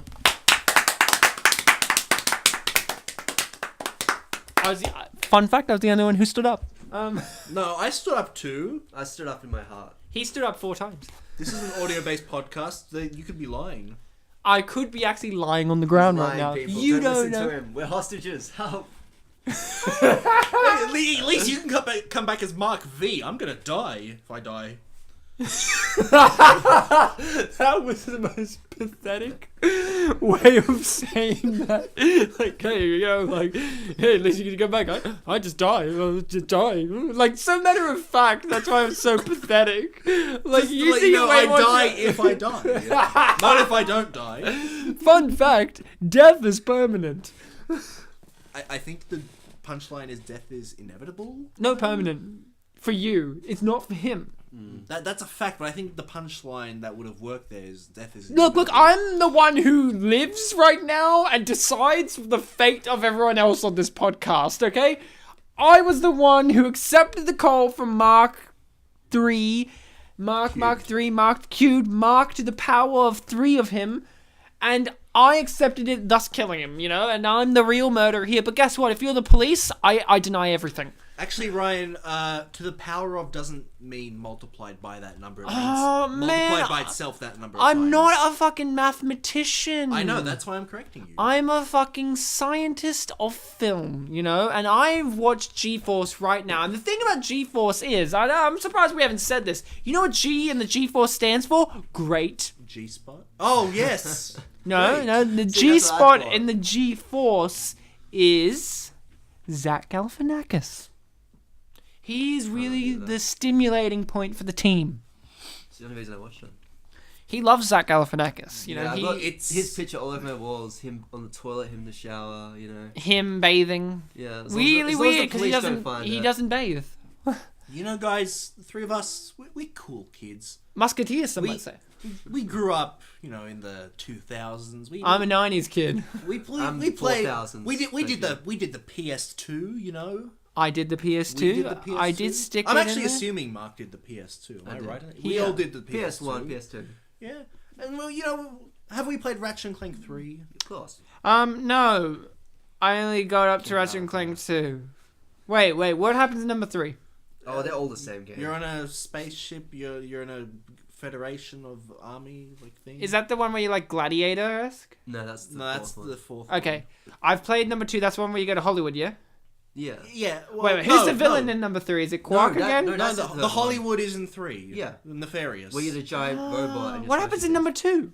Number 2, you're Is sent it to the- another galaxy. It's one of and- the pet things, the fuzzy enemy thing. Oh, yes, I Polar have Pets. played the first 3. Yes. Yeah. So in 3, there's the Q Force. You know, Captain Corky's leading a bunch of people. Oh, He that's calls right. it the Yes, Q- I played this. Calls it the Q Force. That Is was that the punchline? You went for that long monologue to get to Q4s. well, you call it a monologue. It was literally me asking, "Have we played Ratchet and Clank 3?" and then answering a bunch of Ryan questions. But we Hey, it we also ended in a answered some monologue. Mark questions too, which was this one right now. The Mark question was, did you do PS2? And he said yes, Ryan. No, the Mark question was him asking you, was this the setup, like the setup punchline, blah, blah. Well, I'm the master of setups and punchlines in this episode, as you can tell by my epic sky and clouds routine, which was really me. Please stop. Which was literally me bringing it up and saying what I thought. Don't bring it up anymore. Wait, what was the cloud thing again? They're in the sky. No, Bartek. That's a bit of a stretch. Yeah. Look, Sky. I was just going to say that I like the G-Force more than the Q-Force. Whoa. I like the P-Force. P? My middle name begins with a P, That's Ryan. exactly it. Your middle name is a force of nature. Piotr. No, P-Force. That's my middle nickname. Yeah, well, we don't want to get too much into your backstory, okay? That should be a thing, middle nicknames. Well, my middle nickname would be, like, if your middle nickname was... You're like, Joseph, right? it would be Joe or Joey, if it was middle That's nickname. lame. So Joey P-Force. Joey's a bit better, I guess, yeah. Joey! Yo, it's me, Joey! That was my Joey Tribbiani impersonation. I nailed that. What about Joey Force?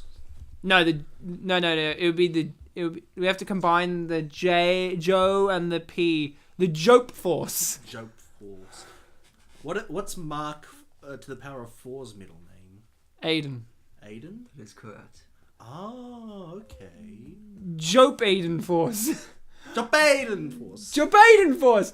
It sounds like a weird kind of like, what's where you walking here? Like Japan Force. Hey, what you, like it's Sounds like Italian gibberish. It sounds like when you're saying like, what you paying for? Japan for. Hey, you're Japan for that, mister. Hey, what's I'm that? buying the movie with the clouds in the sky. And now they're doing it in another accent. What you Japan for? It doesn't sound good without it being Italian. Like, you need the rhythm. Hey, Japan for. It's like an Italian New Yorker. The listening people are writing this down, of course. If Oh. Nicolas Cage is one of our listening people, he might use this accent in his next film. Japan for.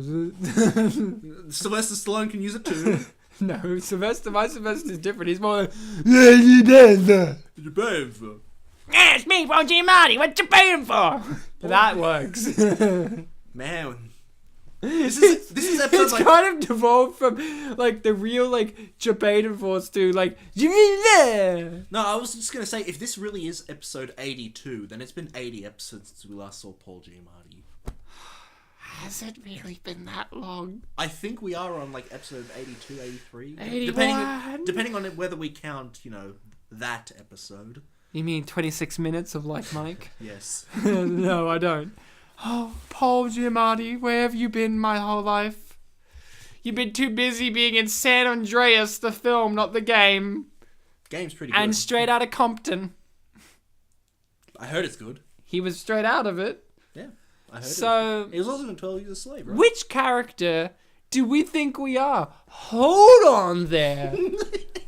Mark, What character do I think I am? what character do you think you are? Well, we're do going to you think find you out what am? character Oh, it's a quiz. you are. Now, Mark, I have not done this quiz myself, but I have read through. Bartek, you're going to tell us at the end who you got. It'll be disappointing. Mark, what is your age? Is it... I Hold really on, don't hold want on. to say. Hold on, you have to answer. Mark, what is your age? Under 18 years old? 18 to 24 years old? 25 to 30 years old? 31 to 40 years old? 41 to 50 years old? 51 to 60? Or over 60 years old? Well, you're... Yeah, you have to tell us out loud. You have to I choose one of really those. can't say. It's against my programming. Come on. Give us... Can I just point at it? Okay. Right, you selected one. He's 18 to 24, Yeah. everyone. I nailed this. Okay, yeah. What is your gender? Male? Female? I really can't say. So I'm going to put male, which is already there. What? Okay, you have to answer these questions, Mark, okay? Alright. They're not... What is your one goal in life? To live forever. Hold on. What is your one goal in life? You have to answer what you've got here, okay? Is it to become a famous movie star? Is it to destroy the world? Could it be to help others? To be a racer? To go on a shopping spree? Or to play every video game? Think about the reality of that last one. Yeah. I think destroy the world is closest. Yeah, that seems like a Mark answer. Okay, what is your favorite holiday season of the year? Is it Halloween, Christmas, Easter, or official Death Day? Official Death Day. What? You mean like Mexican Day of the Dead? Your favorite season, might I add? Because I like Mexican Day of the Dead. That's a pretty cool. So holiday. official Death Day is obviously your answer. I would also have it as mine. Which of these do you like most? Sorry, the first one is already great. Which of these do you like most? Ducks. like roast duck. Or No, it just ducks? says ducks, fish and chips, toys, family, or movies. Which of these do you like most? I can't decide between family and ducks. It's a know. hard choice. But is it a duck family? No, just You know? ducks. Ducks. Ducks in They any could form be. you They could want. be any form. It could be a million little baby ducks forming one big duck On Death Day. on Death Day. Official Death And Day. they're wearing little skulls. So we're gonna pick ducks We because better. that sounds like it. Are there ducks in this movie? No. Mark, do you like this quiz so far? Could it be in all caps, 3 exclamation marks? Yes! Or I'm going to watch official G-Force now. Or could it be all caps, 1 exclamation mark? No way! Or it depends on who I am. It depends on who I am. Very realistic answer. Mine would have been, I'm going to watch official G-Force now. Okay, question 7. Do you or did you enjoy school? Yes, of course. Who does / did? I don't/didn't like it, but I try my hardest for good education. Or could it be... Were they educated? Or could it Wait till you be... hear the next question. I don't/didn't go to school. I tried my best. You mean my hardest for good education? For good education. Question 8. Are you any good with electronics and gadgets? Could it be the answer yes, of course? Or what's a gadget? I'm okay. Or I'm. It says I'm. I didn't get the I'm. Is it meant to be like I am? Which I am. What type of music do you like? Reggae, rock, rap, dubstep, pop, or heavy metal? Oh shit. It's a Let's very go- real question. Let's go rock. Yeah, rock. rocks. While we're talking, it's been revealed that Bill Nighy's actual plan was to actually say what he said he was doing, but they never actually specify if he's being honest or not. Just wanted to point that out. Now, Mark, question 10. This is really important. What is your favorite place to visit? Is it the mall, the zoo, the cinema, the dubstep factory, What? or the beach? What? Oh my god. Because dubstep's made in a factory. If it's that, even though you said your favorite is rock. So, the dubstep factory or the beach? What's your answer, Mark? Let's go the beach. Oh man, I would have chosen the dubstep factory. What I've never TV been to a show? dubstep Now, Mark, factory. you really need to hold on to this. What TV show do you like most out of these? Because Mark's really big on TV. Is it Car Wars? I haven't seen it. Could it be the Bill McGrady Show? Haven't seen it. Could it be Old Bad Orium Sisters? Never heard of it. Could it be the Yummy Cookiein Show? what? The Yummy Cookiein Show. Be the Zealand Gang? Could it be Wild Wild West Billy and the Tavern Folks? Which is Do any of these exist? No. That was my question when I read this. What TV show do you like most out of these? Well, I like the West, so let's go Wild Wild West Billy Tavern Family. Wild Wild West Billy and the Tavern Folks. Okay, the last one. What's your favorite radio? Is the question. Could it be Smash Radio, Neutralize FM, Rascal Radio, Blaze FM, or Bit Radio, or Turismo Talk Show Radio? Was that Neutralize? Neutralize FM. What? This is the last question, so make sure you Is that give like a the serious Nazi answer. channel? Okay, let's submit the answers. Let's see who we got. I can't wait to find out. While I'm getting that to submit. Oh. Okay. You are the monster truck guy. The what? You are the monster truck guy. Neutralizer. 89%. You are the monster truck guy. Your two goals are to take over Turismo City and kill official just kill official.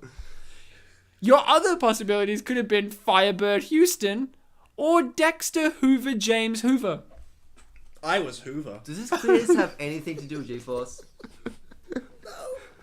Well, oh no, it's called Official G-Force. Which character?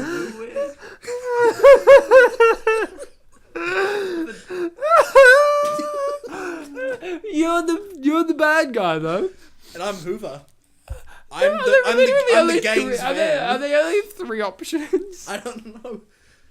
That was a mystery because I only read the quiz. I didn't do the quiz. Yeah, I don't know what they're referring to. Well, everyone knows G-Force. Yeah, Now- clearly. The big climax has happened, and it's revealed that Nicolas Cage, surprise of all people, is the bad guy. Now, my favorite scene has already happened. I think... No.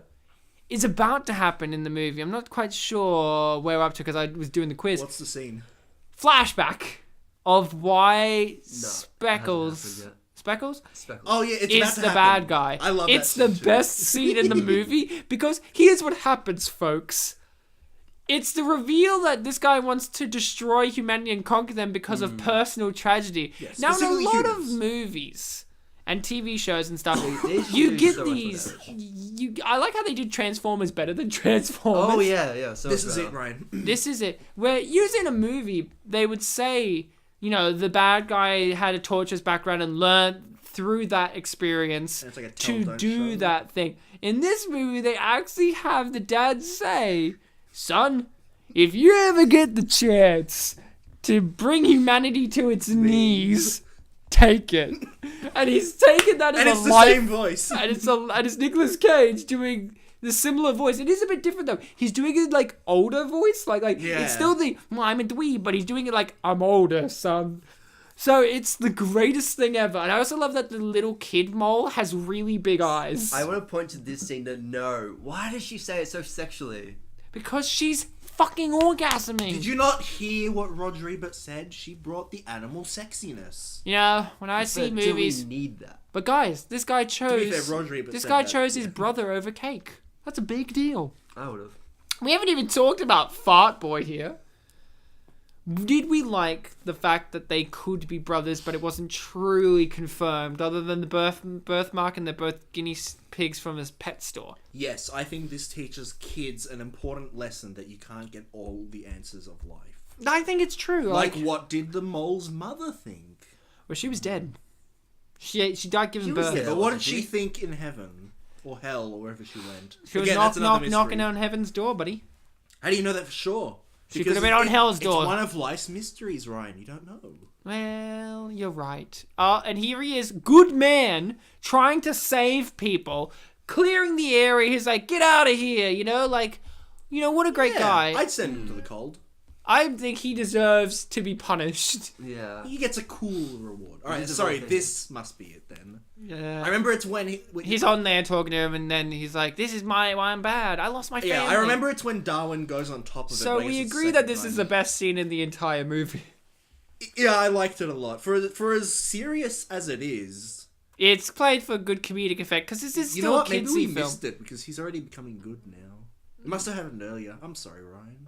We missed it. Maybe it did happen earlier. Maybe it was. It When he did was in because the he's core. becoming good now. We're a family, though. And I like the fact that the villain does redeem himself through what was his motivation, which is family. This film's theme is about finding family in the strangest of places. We also- within a unit, within a mentor, within actual possible family. We also glanced over another key scene of that, Ryan, where the main character, the G-Force, learned that they weren't genetically engineered. Oh, that was emotional. Where they found out that apparently they weren't special. They forgot to acknowledge the fact that they were specially trained, but, Yeah. It was a sad scene where they realized that it was inside them All along. I love that lesson. And, we even talked about this in, unfortunately, that episode, whether those shoes were... In Like Mike. In Like Mike, whether those shoes actually gave him the powers or if it taught him to be great. Again, it's one of life's mysteries. This film is really emotional, Hurley could be dead. He didn't get to eat his cake. You know what they say? You can't have your cake and eat it too. Unless you only take a bite. Only a bite. Only a bite. Relaxy's code for.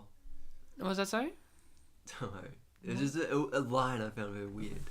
Also, his name is Darwin. That's a place in Australia. Oh, I thought you were referencing Charles Darwin, like the fact that these guys are genetically different, or they aren't. Ooh. Oh, you're talking about natural selection. Yeah, that's why the mole is smaller than guinea pigs? The mole is small.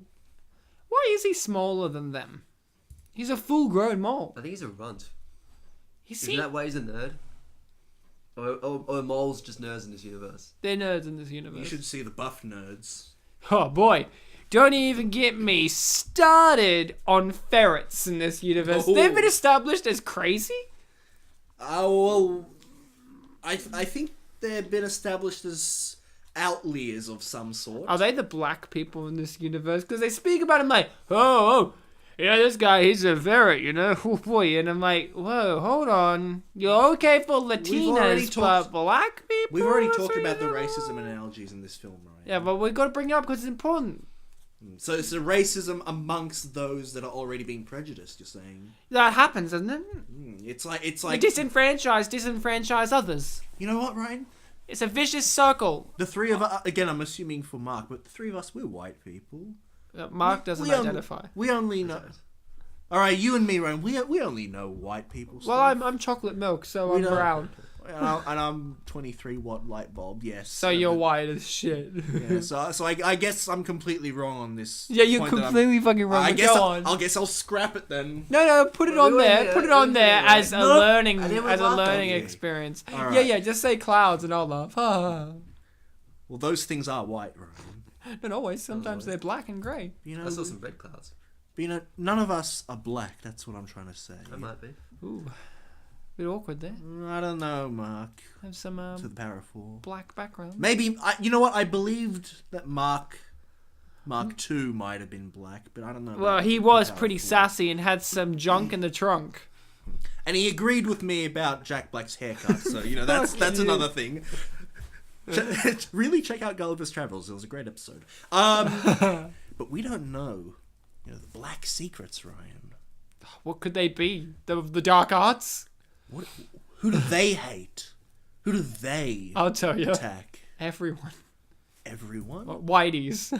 So does that mean that they? Well, we're trying to make America great again, buddy. This is one of life's mysteries. We don't know. Unless you're black, but then the other people don't know. It's like You how we know? don't know No, who you Juarez is really infatuated with, That's another mystery. Oh. That's teaching the boys who watch this movie about the girls. The girls? Yeah. The girls. How do you pronounce the letter G? Girls. Well, I mean, I guess if you don't. Oh, wait. Here it is. The payoff to the biggest setup in the movie, which is a man called Will Arnett followed everything by the book, by the that's the rules, actor. by protocol, and he followed the rules that the FBI director told him to, and his ultimate reward is Not to be losing his sent job. to be in the South Continue working for the Pole, FBI. in the FBI in the South Pole, to be reassigned as a punishment for being a good man. You know what I thought would be better than this? And I think this is the weakness of the film that makes this an unappreciated masterpiece, which is an unjustifiable punishment of a man who is essentially on the side of good. Now, if we saw Sabeline there in the South Pole, for some reason, blah, blah, it'd be a bit better. But here's what I thought. Here's the ultimate punishment for Will Arnett. They reassign him to work in the G-Force itself. And then if you did a sequel, it could be about him as a minor subplot, learning the realization that they are important and that he can learn from them and they can learn from his by-the-books approach. And he turns into a snowman. And then Ron Howard narrates the whole entire movie and is like, previously on Arrested Development, Job got a job as an FBI agent. And it just goes on from there. And then the snowman melts and he evaporates into the sky. And he turns into a Snow. cloud No. in the sky. I thought you were going to say bird. You really surprised me there, Bartek. Dude, I like birds. He fucking orgasms over birds. He's like, did you see that bird the other day? I jacked off on it, and I'm like, oh, that's why I Dude, didn't see you know it. what I saw on Facebook the other day? A bird? Dude, it was a video of a bird playing drums. Fuck, did it really play drums? No. Yeah. Was it as good as cockroaches turning into a disco ball? I got to admit, the bird did not do something like that, Ryan. He just played the drum. But did he jump, G-force in the house? headbanged. Whoa, laughing? He headbanged. Headbung. There you go, it's a bird boy. Nice. Yeah, well, just for reference, everyone, Mark to the power of 4 used his hand to the power of 4 to draw a bird to the power of 4. It's weird because he has 5 fingers. Just And one wait- thumb. Wait for Mark V. I'm sorry, I don't want to assume that you're gonna die. Yeah, that'd be rude. We have to wait till next episode to find out what happens to Mark to the power of 4. Yeah, he goes on an adventure every time he leaves this show. Well, it's because he's an emotional man.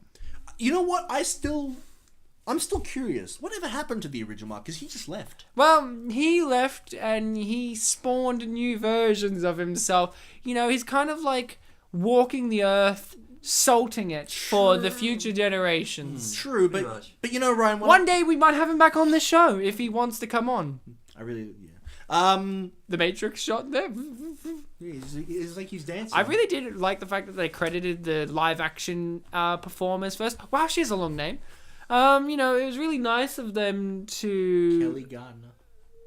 Tyler Lee Jewell, yeah. That's a reference.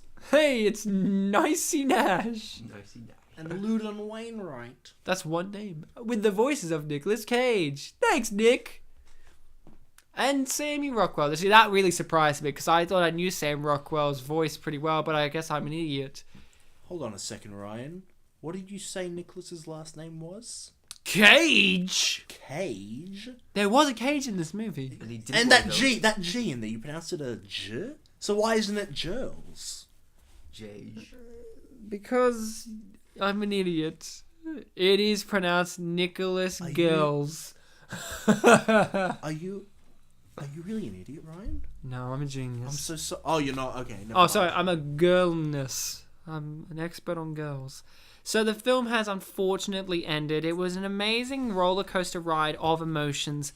I'm going to get straight into my review and my rating of the film. Who's your review? My review is brought to you by the good people of Saberline. No. Who? Saberline sounds like Maybelline, but for saber-toothed tigers. Hey, you said the mice were voiced by no one, but it's clearly voiced by Hoyt Yeatman. Oh, that's IV, the director's son. and Max Favreau. And that's oh, that's cute. That's Jon Favreau's son. Oh, that's cute. That's kind of cute. That's cute. My review is it's cute. This film deals with a lot of issues, and the thing I like about it the most is the fact that when it deals with these issues, it deals with them by bringing maturity wrapped in cuteness. The cuteness really does matter to the piece, because I walked in this thinking I was going to be a cute, talky animal movie like Cats and Dogs and blah, blah, blah. Like these movies that a lot of people walk into thinking there's not much substance there, mainly style of cute, fun, furry animals going on wacky adventures. Shake the keys for the kids. Shake the keys for the kids, and the animal humor of, oh, it's funny that they're doing human things even though they're animals. But this film dealt with a lot of issues, family, bigotry within family, family within bigotry, It dealt with world building and world destruction. It had humor and it had heart to it as well. The weakness of the film, though, is it does take one step, just one step too far in an unjustifiable punishment of someone on the side of good. And I think most audiences can't agree with that. Maybe if this film was allowed to have a sequel, it could have redeemed itself, and it would have been called the R Force, and the R would have stand for Redemption Force, because this film is all about redemption as well. It's a redemption of Darwin learning to be softer in his approach to the world, and Juarez has a form of redemption in her own life by embracing the more feminine side of herself. And Tracy Morgan, he got to ride a car, so that was pretty neat. We've talked about him a lot. I didn't want to talk about him too much, There's a guy called Roger Vizard. It's great. There was a guy... Derek Bro. Derek Bro. William Ackroyd. There was a guy earlier in the credits whose last name was Russell. Russell? Could it have been Mark? And there was... Well, all Russells are really close. And there's two Marks right there. Mark Whoa, Gelfuso and Mark Hall. And there was a Kurt Smith before, but not Kurt. Not Smith. Kurtwood. Now, I'm going to wrap this up. I'm going to say my rating... Well, if I had to rate this... And it's very, very hard to rate this. I would rate this a very surprisingly calm, nuanced, and beautiful voice work portrayal of Nicolas Cage out of How to Get Burned! How to Get Burned! How to Get Burned! Mark, what do you have to say about this movie and your rating? Oh, well, I got a lot to say. He has I can't- so much to say. Too much. It can't get it into one podcast, really. We start a would like new to- podcast called Mark's Reviews, and they go Yes. for 4 hours each. Oh, just about. I would like to pick up on the thing you said about sequels. I think the problem with movies, back in the day, is they weren't prepared to do sequels. I think movies nowadays, the real strength is that everything is the setup for the sequel. They don't really have anything in them. It's all just setting up for a sequel. Which is what you really want from your movies. When you go to a cinema, you wanna spend your money for something that hasn't actually come out yet. And I think this is what this movie needs. There's so much potential for not just one sequel, but like a whole franchise. Like, Are you telling me you want a G-Force universe? I do. Well, A G-Force it's cinematic already universe? sharing a universe with another property. I want Oh my talking God. animal universe. I want this with cats and dogs and bolts and Puss in Boots. Oh, And Puss in Cool Boots is Dog. DreamWorks. Oh, but everything will be Disney one day. Jimmy Neutron Not should get Cool involved. Dog, not Cool Dog. Cool Dog is always going to be whatever it is. Cool. Live That's what action. it is. It's great. So, your review is basically they need to make this a universe. Yeah. What's your- Everything needs to be universe. Anything more you want to say? And a rating, perhaps? Oh, Or is there more you wanna give us? I enjoyed the movie. It's a very clever sort of discussion of animal intelligence and the way humans treat the other inhabitants of the earth. He said humans like that because he's making fun of us humans. Yeah, fucking idiotic humans. Yes, you're specks of dust on a little rock floating in a different universe. That's lovely. Yes. Yeah, poetry. well, I have a beard. Fuck me, then we're done, Mark. That's the end of the podcast. Alright. Let's go home. 82 or 83 episodes, and I just used the punchline. I'll say I mean, that's actually the end of the series. We're no longer going to do a podcast. It ends with, well, I have a beard. Well, Jesus, we had a god last week, but we just end with and nothing a beard. ends anything like a beard. We had God of Egypt last week. Yeah. So, you were saying, Mark, sorry, we got interrupted by Oh, yeah. beards. Animal intelligence, you were saying. Yes, and humans. I enjoy the way they depict technology's ability to transcend biological limitations and species differences. I think technology really is that link that can bind everything together. And I did enjoy the technology. Technology made this film possible. Yes, exactly. Without technology, there would be no animals. Like everyone knows they're not real. It was a bit of a stretch to have it that the technology is linked to the internet and linked with each other. That was crazy. That was a bit Wi-Fi? But Bluetooth? What's that? films Teeth have are always white. been forward-looking. Like scientific progress really is based off like television first. Like there's some scientist in the lab who saw this. He's like, oh my god, the internet. That's a great idea. So what you're saying is you can't learn that you're not supposed to fuck a monkey in the ass without first fucking a monkey in the ass. Well, that's how AIDS happened. Yes. That's how AIDS happened. Yeah. That's exactly how AIDS happened. The Yeah, Mark's you're rating right. is, I gave this movie AIDS. This movie doesn't need aid. It has all that it needs. That's all the H-I and V. It's positively great. That was a really good one. That was a really good one, Bartek. I'm very proud of you. You were saying, sorry, we interrupted you with AIDS. Yes. It's like the world, really. The world is AIDS. Yeah, so I liked the movie. There's just a few things that a few little issues with like numbers. Hate numbers. Yes. I like 4. I like What's G. the number? You like G. G4. G is my favorite number. Mm-hmm. My favorite letter is 4. G is the 7th letter in the alphabet. Fuck, that's lucky.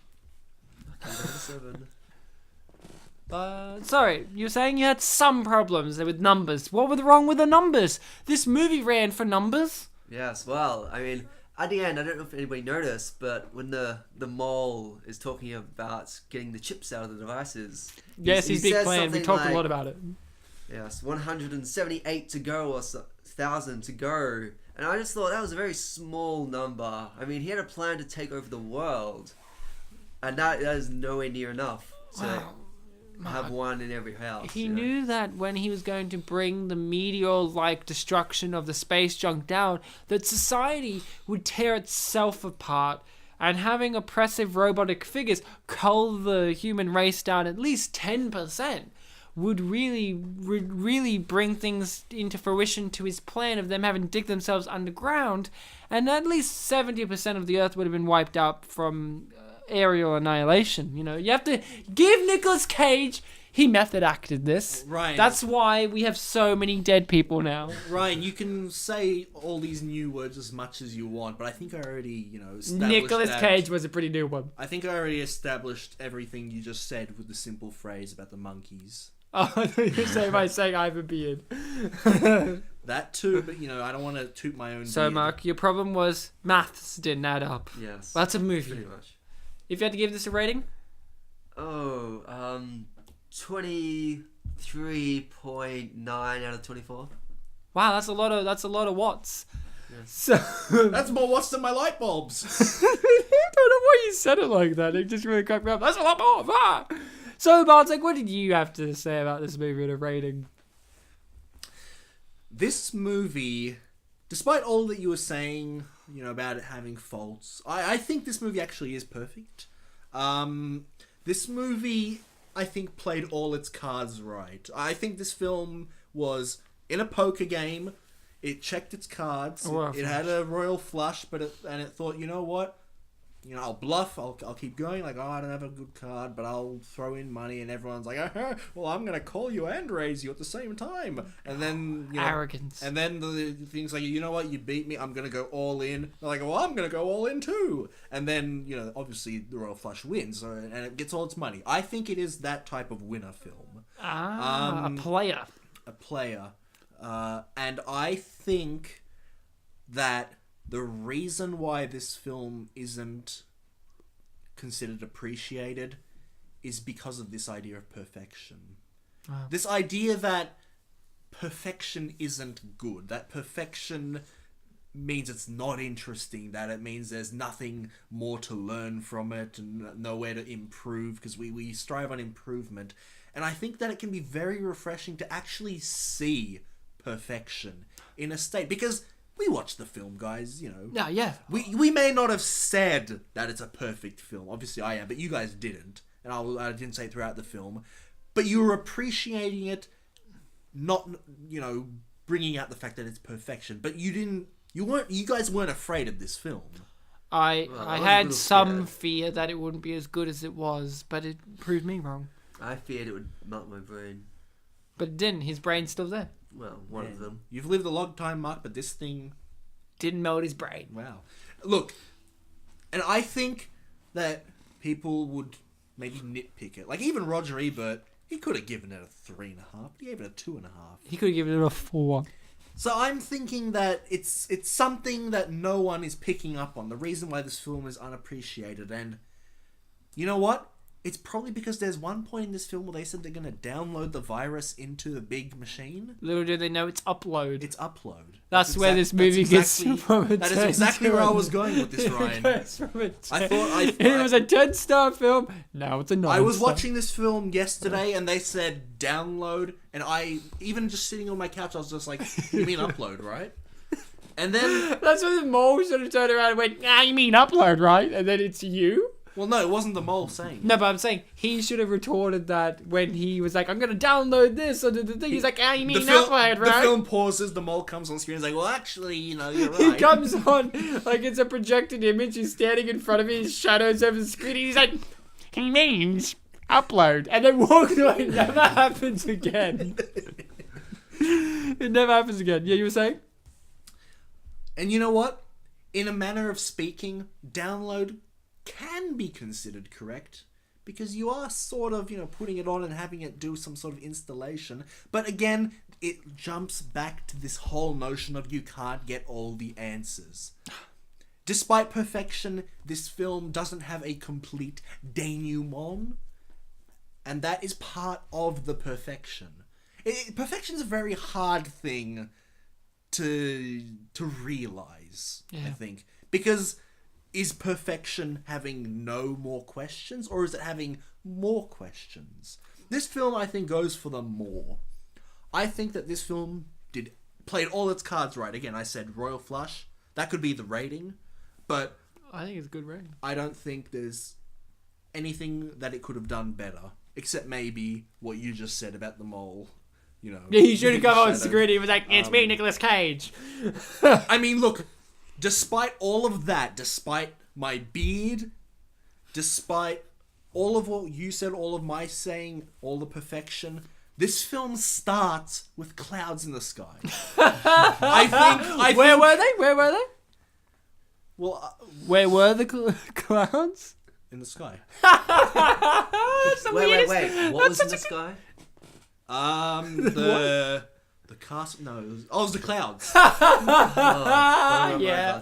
Far out, that was a good one. Were there any birds, though? People are gonna look at this podcast and talk about it for generations, being like, "Oh, that joke about that thing in the whatever, oh boy." And it'll be the kind of thing that when they say it, they smile and then go, "Oh boy," and pull at their collars. Yep. Like, that's how and good. This is going to be the one where people that like tell other This is people gonna make about us. it are going to be like, this episode was so great. We made notes on it. And there's a part in the notes where it says that we're going to tell you that we made notes about it and that it's great. That's how self-aware this episode was. Wait, this is an episode? This is history. Yeah. So your rating? If I have to give this film a rating, What'd you do? I give it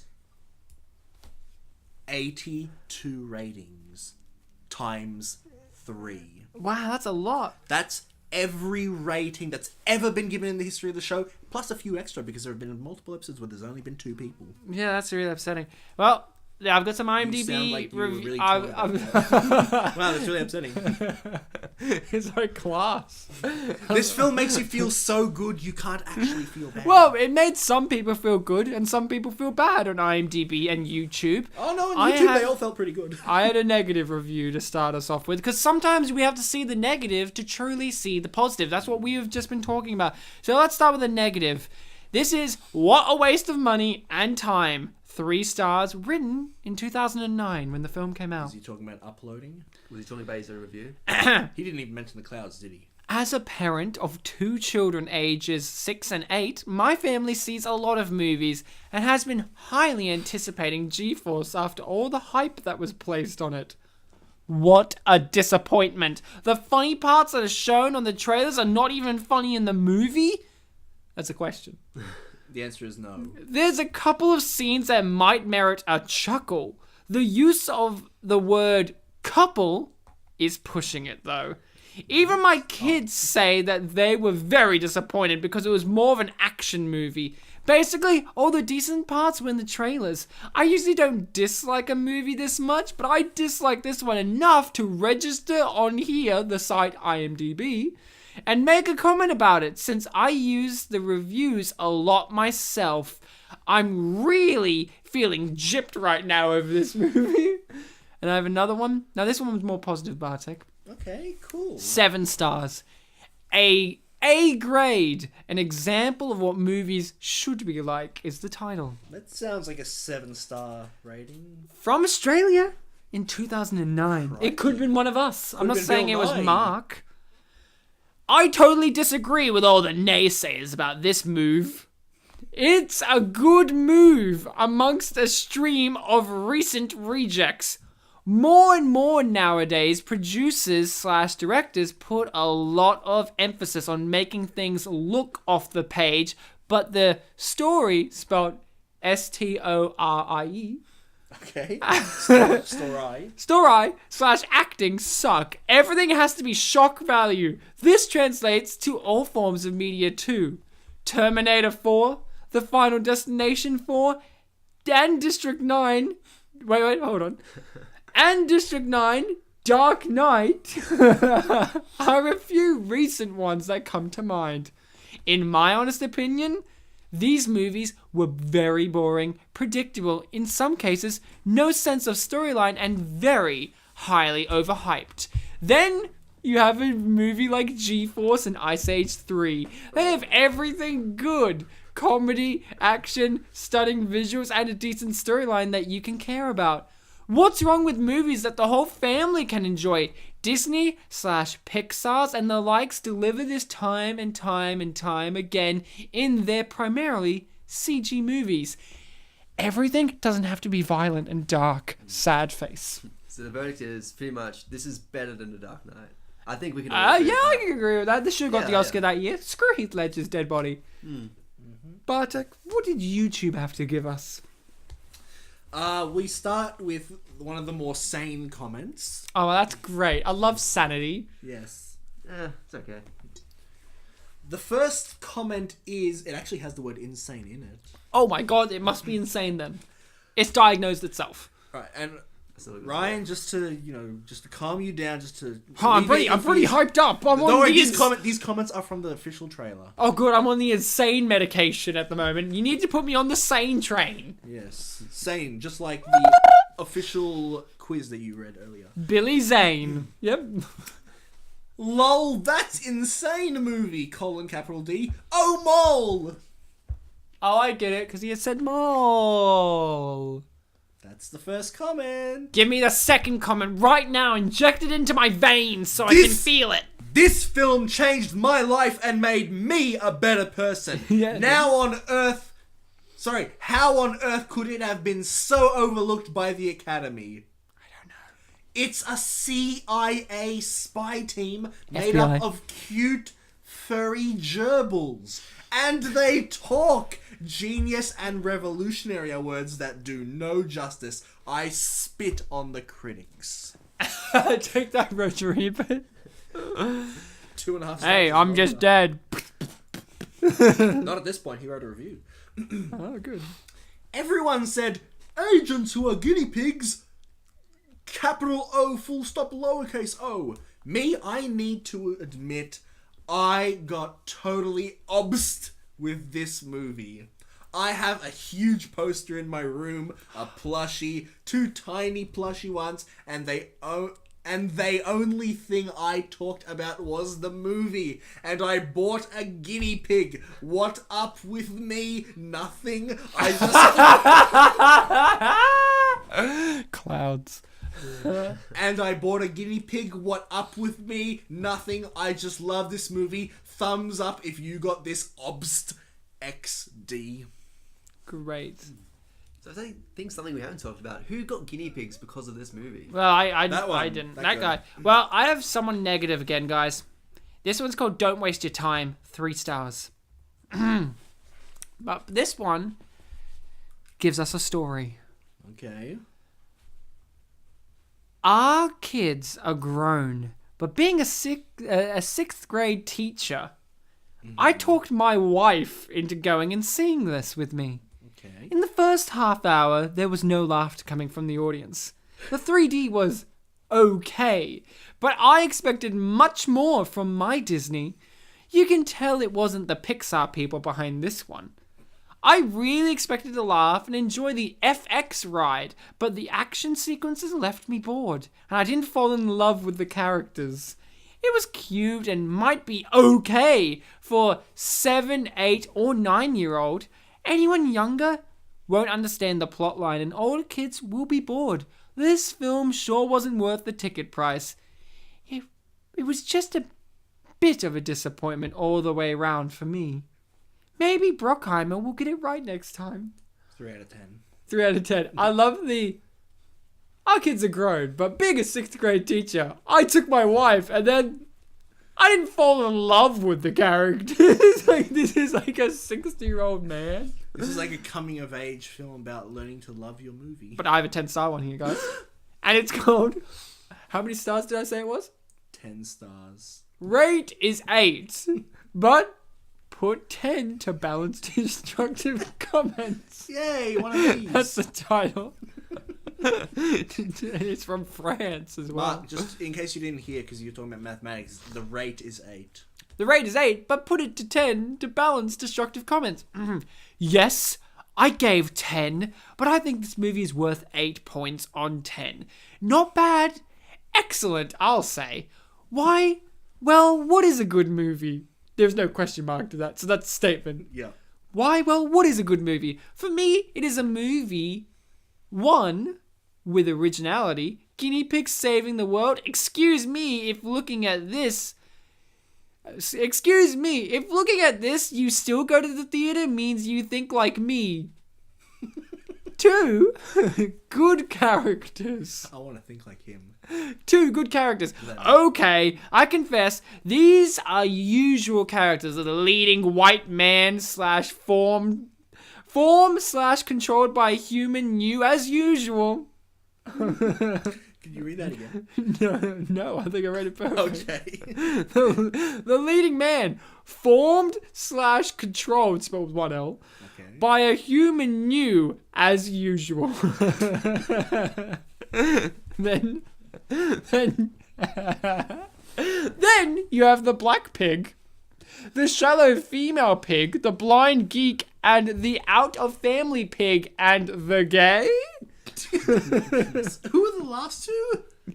The out of family pig is the brother. Jon Favreau, yeah. And I don't know who is the gay. I thought it was the hamster, the ferret. He's not gay. How come he's not mentioning Mooch? Is Mooch gay? Excuse me. Exotic pig who is not a pig.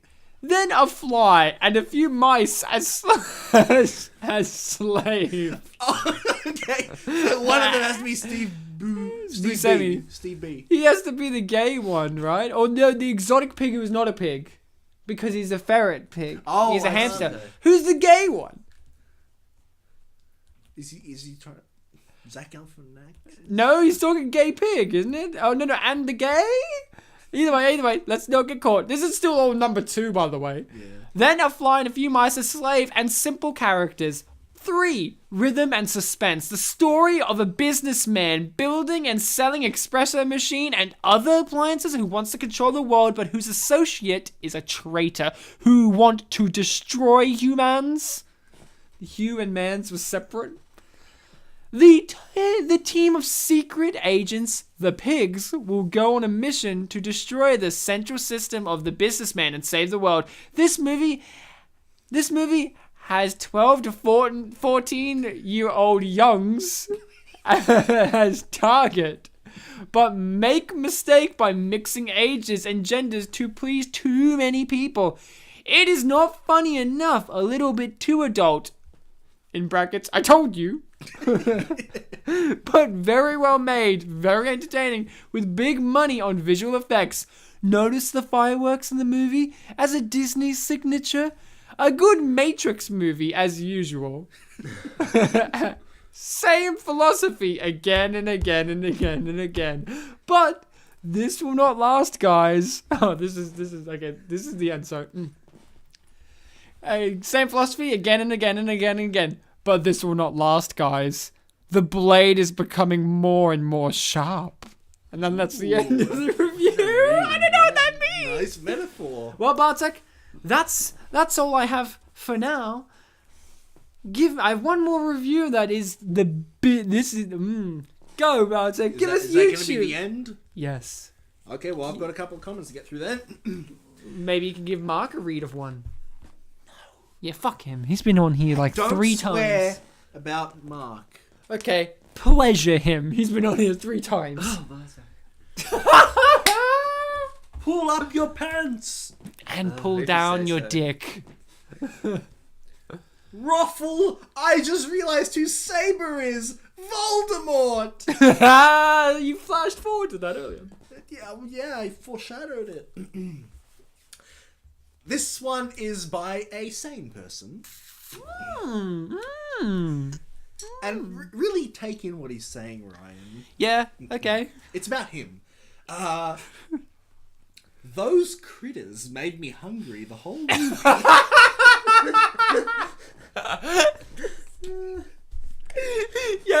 Yeah, they made him hungry the whole movie? Yes. Was that the comment? Yep. I was expecting him to follow it up. Follow it up with something. You were saying? The next comment is, yay, a movie about guineas! Colin Yes. D, I less than 3 guineas. What? Obviously less than 3 is hot. And then the next comment is by the same person. The same? The same person. Yeah! Guineas are so awesome. I love them. Love spelled L-U-V. Well, that's good. Is there any other way to spell it?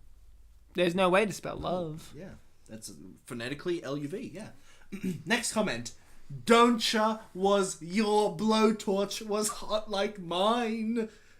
It is the finite line I cannot... What?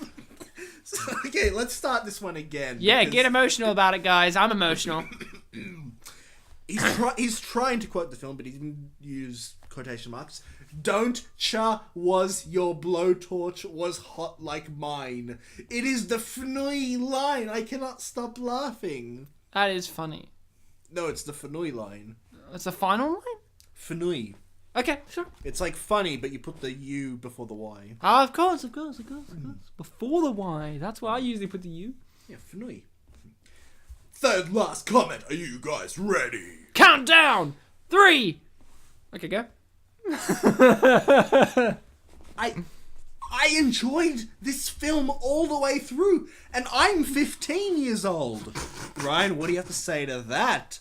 Huh? You said that this is for ages 10 and under, but this guy I said 8. I said specifically 8. Oh, you did? You're even more wrong. I'm really wrong, guys. I'm He gonna enjoyed just this film all the way through, and he's 15 years old. Or she. I got really depressed the other day. I was on Facebook, on YouTube, looking at like The World's End for some reason, some review for it, and someone was like, "I was 6 when I saw this movie. Crazy!" And I'm like, "That came out like 3 years ago." Yeah, you were halfway through uni, Ryan, when that came out. Oh God. Yeah. Second last comment. It's in all caps, Ryan and Mark. Oh, no. To the power of 4. This is the coolest movie ever. I love Cooliest. Yeah, it's Like cool. Coolio. It's the coolest. What does the last person on YouTube have to give us? I hope it's emotional. You feeling the emotions, Mark? Yeah. He's a nihilist. Yeah, there's so some emotions in it somewhere. somewhere buried. Under the cold programming. You guys gonna blabber on, or do I read the last comment? Go on. Okay. I seen the movie in 3-D. It was awesome. Things was flying out of the screen and stuff. Why that voice? Because Ryan there, he has to sound different to everyone else, because everyone is a unique individual. Well, I've got a very proud Muslim man to be our last reviewer. Ryan, how do you know he's Muslim? Oh. How could you possibly know he's Muslim? Tell me how you know this. He's in a full Muslim garb in his profile pic. He's from... IMDb profile pics? Yes. Oh, okay. His name is Farid Hijab Nadweed. Keep shaking the thing. Farid Hijab Nadweed. You're right. That I is his fucking know this. name. He gave a 9-star review. From another universe. Maybe one where the Muslim faith is the number one. I don't know. Let's get excited. It's called the G-Force Foul Up. The what? The G-Force Foul Up. Foul up? Foul Up. How do you spell that F word? F-O-U-L. Oh, Foul. Foul up. Okay. They foul up. Okay. 9 stars. Western style scenarios, exaggerated style, humorous dialogue make this the legendary squad of guinea pigs, suddenly including women and children. G-Force. This man is brutal, NB. Okay, that's in caps, NB. I don't know what NB means. Okay. In fact, ancient and modern, as long as... oh boy. Ancient and modern, as long as the little guy is smart, good fun, of stupid villains, such a model. Sure. This is all one sentence. Sorry. Where was I? Stupid villain, such a model, sure sign of popularity. End sentence. Mm-hmm. Avanti is a symbol of wisdom. Oh, Avanti. Avanti is a symbol of wisdom. Oh yeah, I'm not gonna get most of these things that this guy's gonna It's just chuck. I was realizing what he was saying. Avanti is a symbol of wisdom. Mm-hmm. That's one sentence in itself. Yeah. He, oh boy, this is a fun word. Okay. He Juruwaucho. I'm not very good at this, Bartek. He Juruwaucho. Jiwurucho? Jiwuchu. Sounds Japanese. Love to fight injustice, but also humorous. G-Force to Pakistan by greedy, stupid King Terrified. That's one sentence. Is he trying to make analogies? But okay. G-Force for all the ugly things are unexpected, almost to tears, punishment and retribution. G-Force is the spread of Zhejiang, has long been a legend. Is he talking about Chinese stuff now? Since 2009, the image portrayed puppetry has well been received. Their first film is successful, continued to made into multi-set series. In 2009, the Ministry of Culture Award for Best Cartoon, third Chinese film 100 Flowers Award for Best Art Film Award, National Minority Movies Dragon Award, Art Film Prize 1991 by the Chicago International Children's Film all one sentence, Bartek. 1991 by the Chicago International Children's Film Festival First Prize. End review. Right, there was a point like 2/3 of the way through where it was really making sense. Like he said the first film was good and you should make a sequel. And then he talks about Chicago Film Awards for 1991. So, Mark, as always, a pleasure to have whatever version of you is available. Alive. It's a pleasure to be able to send somebody here to... Somebody. No, body. Body. Not friend, body. I said body. Vessel, right? I didn't say buddy. I said body. You said buddy. I didn't. You're wrong. You said body. I said body. You're wrong. You're both wrong. Ryan, Life is I have a question, Ryan. No. No, I do. It's for real. Okay. If it's, Pharrell. I love that musician. If it's such a pleasure to have him on, why haven't we had him on for almost a year? Because Mark, to the power of 4, was holding us accountable for the actions of the previous Mark. He was saying, guys, to me specifically, he said, Mark Cubed cannot come back on to the show until he learns a lesson about planes. And I said, okay, I've just got to wait for Mark to learn that lesson about planes. It took him a year. Oh, I see where you're going with this. Yeah, 9/11. Yeah. No. Where do planes fly, Ryan? The sky. Oh! Off the tarmac. Yes, but where do they go after the tarmac? To the airport that they land in, obviously. I don't know why Bartek's getting crazy about this. So, Forgetting Bartek... about the sky and the clouds! Oh, Bartek, you're such a funny dude. If these people want to encounter more funny dude escapades of our show, where can they find them? They can find them on Podbean. They can find some of them on YouTube. And you know what? If there's just too many episodes to listen to, let's just go through all the funny jokes we've ever done on the show. Well, let's now. list them out. Plenty. My great-grandfather was in... Well, it was in a concentration camp. Come, I'm racist. Say sir. Sir. Yeah, yes? There you go. That's all of them. Yeah, probably. So, you guys have been fantastic, amazing, wonderful, superfluous, stupendous listening people until... You call them stupid? No, that means smart. Oh. It's actually superfluous. That's the insult. Oh. I actually have said that. Here's the funniest thing about this. You've said superfluous. I've said superfluous and stupendous both in all of them, waiting for someone to pick up and be like, hey, wait a moment. Doesn't that mean stupid? And you chose the one that actually means smart or good, stupendous.